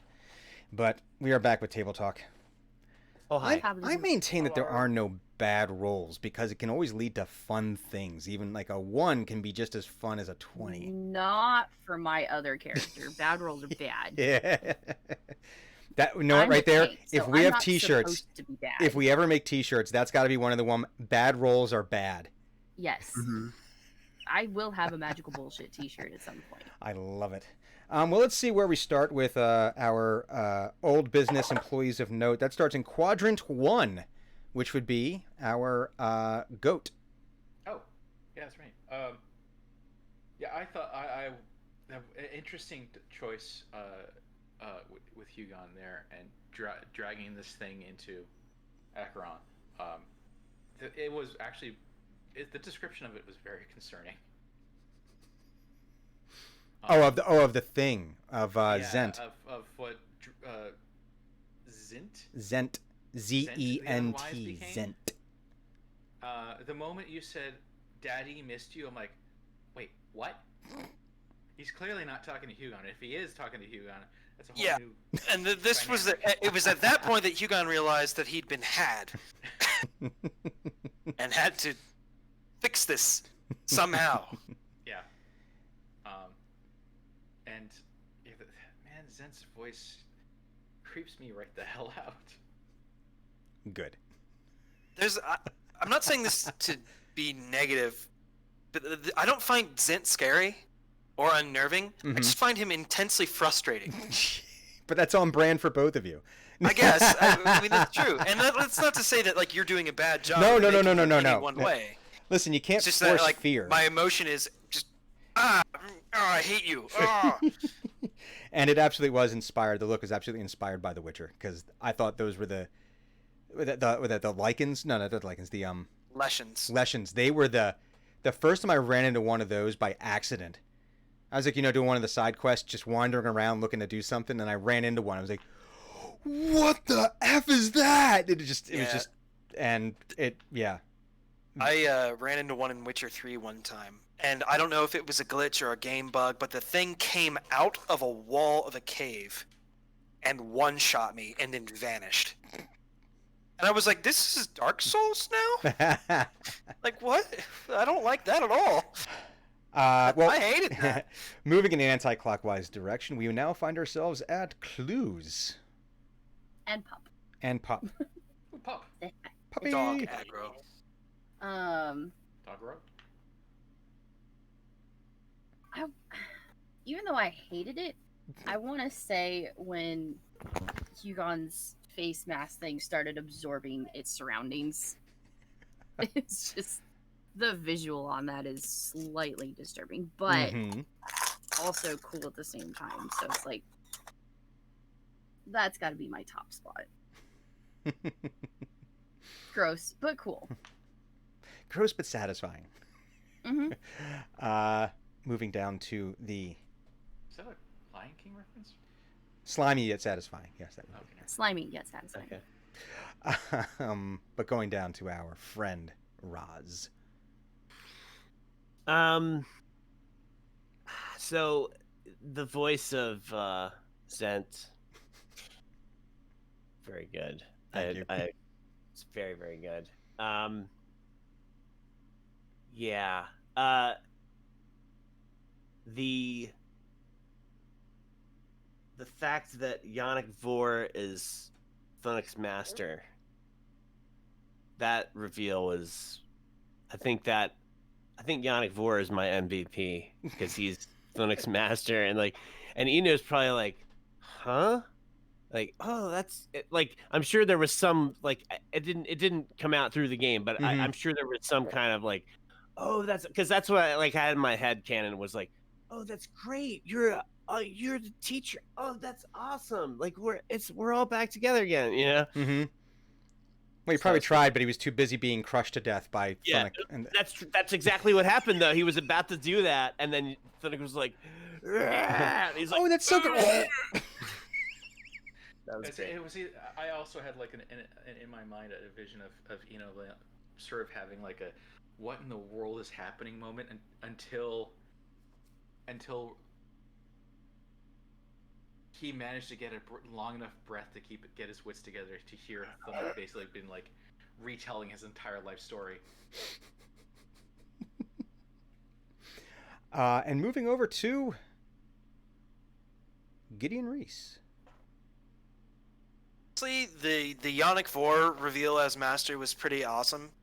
The drunken fumblings with the bracers was great, because it's like on one side of things you have a completely desperate situation, and on the other side you have like people like going, huh, not work, clang clang clang clang clang, still not work, and the juxtaposition was very nice. The only thing that was missing out of that was every time they hit it, it was like the lights would go off in like Acheron or something. The battlefield would change or something. Yeah. And like the were you in there? It's like in the bracer. That was good too. Yeah, like I said, that was definitely the look of that was definitely based off of the Lycian. So that was a lot of fun putting that one together. Dren's collected a lot of blood lately. I've made note of that, so that's gonna. I think we're gonna have to do something with that soon, because blood. She's a stealth necromancer. So yeah, there was some fun things there, and I tell you what, one of the fun things is when you set up a challenge for players and trying to figure out, having a vague. I need to have a vague idea of how you guys are gonna, solve the problems I put in front of you, and well, I mean, getting the skull artifact wasn't like, oh, I wonder how they're going to do that. There's only so many ways you can do that, but it was getting out of there, and I did not anticipate the whole use of, hey, I'm going to freeze it and then hit it. So that was an unanticipated moment, and also the idea of reversing the summoning to force things into the four And things that was pulled straight from my ass. And well, like, listen, it was brilliant because I did not see that as one of the possible outcomes. I try to keep things on my end as far as my planning. I try to keep things as general and as vague as possible. Well, not as vague as possible, but because, as we've said before, the rule of X is that no matter how detailed and extensively I plan, the players will find a way to unravel it because you just can't account for human imagination. we came upon a situation where it was like, okay, I can stay here and fight this thing, but that will be bad for Waterdeep. And it became now that I've done this, how do I mitigate the damage as much as possible? So I did not anticipate at all having to do a quick jaunt over to Acheron, so that was interesting. Which I hope is where Zent still is. Well, we'll have to find out. I know. But yeah, it's always I gave up long ago trying to plan for every possible outcome with you people because there's just no way that you'll find the one way, or you'll take the direction I thought you were going to take, but you'll twist it on its ear just enough that it's like, well, all right, consequences have to change. So that's kind of a fun. Those were two fun little things that I didn't anticipate, but were definitely fun in today's game. So kudos to you. And I was kind of hoping for a Water Davian ranging fight, but this was a nice alternative. That's how you get the gray water. That's how you get Force Gray on your gray. ass. Yeah, coming out there and. Hey, what's going on here? Well, now I'm going to turn it over to Matt Mercer, and and he's gonna one-shot all of you. Probably. No, that's more of a Perkins move. I cast Tiny Hut. Get in it. You know, Can't it's get funny. me now. Okay, bye.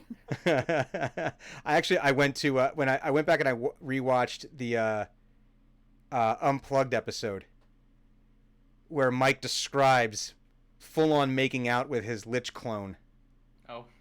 And Glorious episode. And Clue's got us some second row seats for that, so that was amazing. So we were right there. And when the moment hit me that I realized what he did, I shut went, oh God, like really loud, and you can hear it in the stream. It's like, oh God. Nice.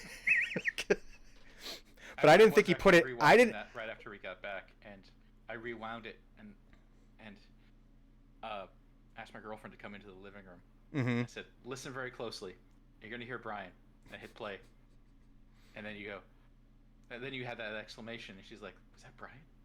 I would have died." I missed that. I was disappointed to miss it. I would have died from embarrassment. No, I thought he put the stone somewhere else. I didn't think he put it in his mouth at first, the way he described it. I thought he used nature's pocket. I mean, he does have a habit of keystring things. It would not have been like, really? He didn't. No, but the fact that it was like he French kissed it into his mouth was like one of the greatest moments ever. Yes.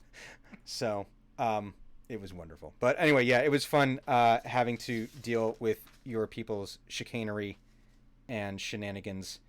And we had dungeons and we had dragons. So now we got to figure out what next. What's going to happen next week? I don't know yet. I'll have to figure it out. Any new business that needs to be brought up? I am going on vacation next week. Yay! Which is to say, I'm not going anywhere, but my family is coming to visit. Oh, nice. So I don't know. I need to check with my sisters, or with my sister and my siblings, when they're getting in. But if they're coming in on the 14th, I may be unavailable. Okay. Well, we will figure that out. There's But yes, things. a week off of work with which I can sleep. Nice. Sleep is good. Yeah. What do we have? Do we have breakdown, build up, and do we have late to the game this week? Breakdown build up. I'm fixing a less breakdown, more build up.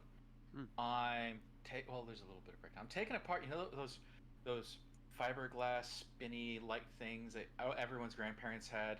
they look like a fountain of fiberglass or plastic, and there's a light inside, and it sort of rotates. Mm-hmm. I'm taking apart one of those to figure out what sort of light bulb I need for that, because I inherited one from my grandparents, and it's broken. I'd like to fix it. And then I'm fixing my Pixel 2, my cell phone. My screen is totally broken, and it is cutting my ear when I talk into it. So I'm trying to figure out. I'm gonna have to take that apart and fix that during the stream. Cool. And I am thinking this is going to be the last Baldur's Gate stream for Late to the Game, because I've been playing that since February. Okay. And I feel like I should probably switch it up. I'm never going to get to anything else if I keep playing Baldur's Gate. No, to be fair, I think you've discovered the core gameplay loop. Yes. Of walk into room, be slain. Yes. Reload, quick save, try again. Yes. It's a fun game, and I'm into the story. Mm-hmm. And I'm getting the whole, like, if you're new, enter a new place, quick save. Okay, good. Mechanic down, and pausing and micromanaging all my dudes, but it's gonna take me a year at this rate. Yeah. Yeah, it's definitely a nice artifact of that era of gaming, where gaming, like, people, like, I've never played Dark Souls, and as I understand it, Dark Souls is a pretty punishing game. But so was every game in the 80s and 90s. So it's like, it's one of those things where it's like, you know, that's kind of like what it was. It was like you played the game to get punished. Controllers were routinely thrown against the wall. You know, and that is a testament to the Nintendo controller, because they were difficult to break. Now you throw an Xbox or a PlayStation controller, you're going to destroy the controller, and whatever you throw at X, the thing is hefty. But you know, the NES controllers, you could do that with. But those games were punishing, because when you died, back to the beginning of the level. I remember you didn't have unlimited saves. It continues.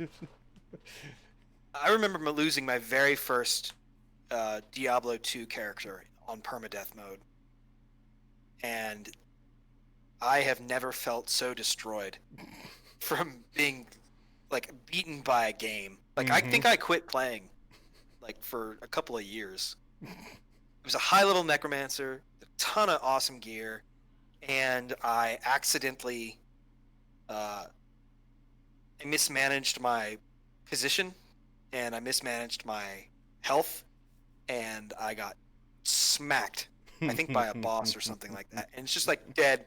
And it's like, there's nothing you can do. It's just like, there's no save that you can reload. There's no way to save the character. You're dead. It's gone. That's days of your life gone. It's just like, oh, God. And Roz, are we still on Kentucky Route Zero for story time with Roz? Oh yeah, we'll be on Kentucky Route Zero for a little bit. Okay. I just finished Act 2, and we're going to be starting the interstitial, which is they released things in between the acts.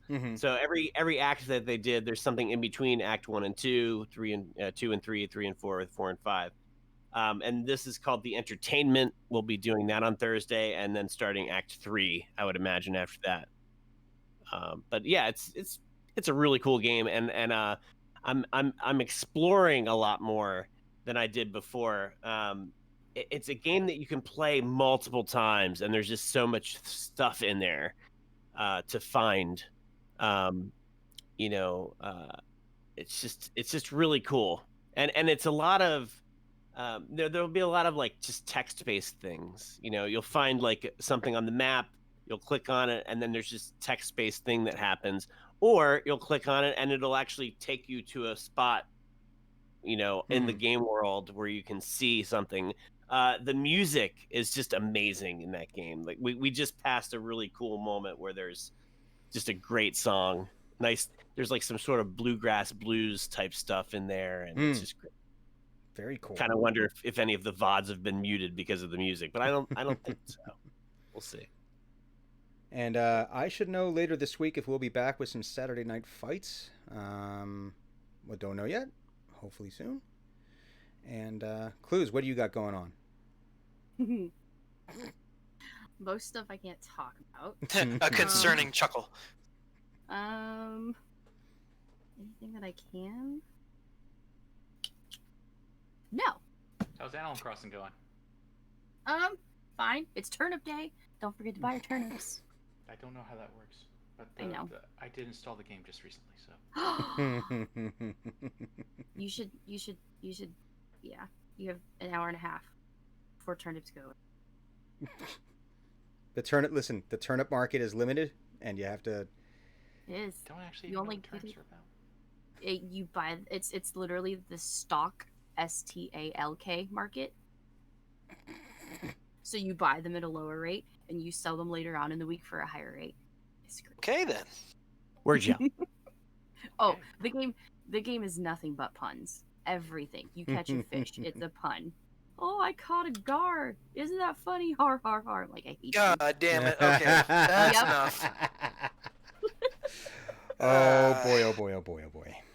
Anyway, It's well, like Dad Joke the game, it sounds It's- like. Yeah, it is. Very dad joke. God. It's well, awful. that would conclude our stream for the week. So make sure you're following everyone on the Tweetzors. Keep an eye out for everyone. Keep an eye out for each other. Be awesome. Don't drink bleach. Drink water. Drink water Drink water instead Sleep. and eat ice cream. and Don't eat drink ice cream. face. Unless you're lactose intolerant, in which case Unless do you're not. lactose intolerant, and then eat, do not eat that. Not that. Don't Um, The Wash eat it. Halo hands. top for that. The Halo top is pretty good. That's not actually ice cream. That's like. Eat more No, it is an cheese. ice cream. I don't know. Don't eat more More cheese. cheese. That makes you more constipated. But cheese is good. Cheese is Cheese awesome. is very good. I love cheese. But Just don't eat cheese. more. But what if? Yes. I mean, But what if I One- do? if you want to be there, I mean, you can. I'm okay with, your time in the bathroom is your personal That's your moment. Stinking that's your time. Have it. moment. And we can go and put You on some. can We play- can. You You know can what? bring in I'm gonna. the little radio. Push it on the radio. I was gonna say, gonna Bring put out some the salt and Game pepper Boy. on, We start You know, the stream. Get like on, 30 minutes into a Pokemon run. and then just listen to some salt and pepper. Push it on repeat, and we're good to go. I think this is a good way to bookend what we've done today. Yeah. So we'll be back next week with some kind of programming.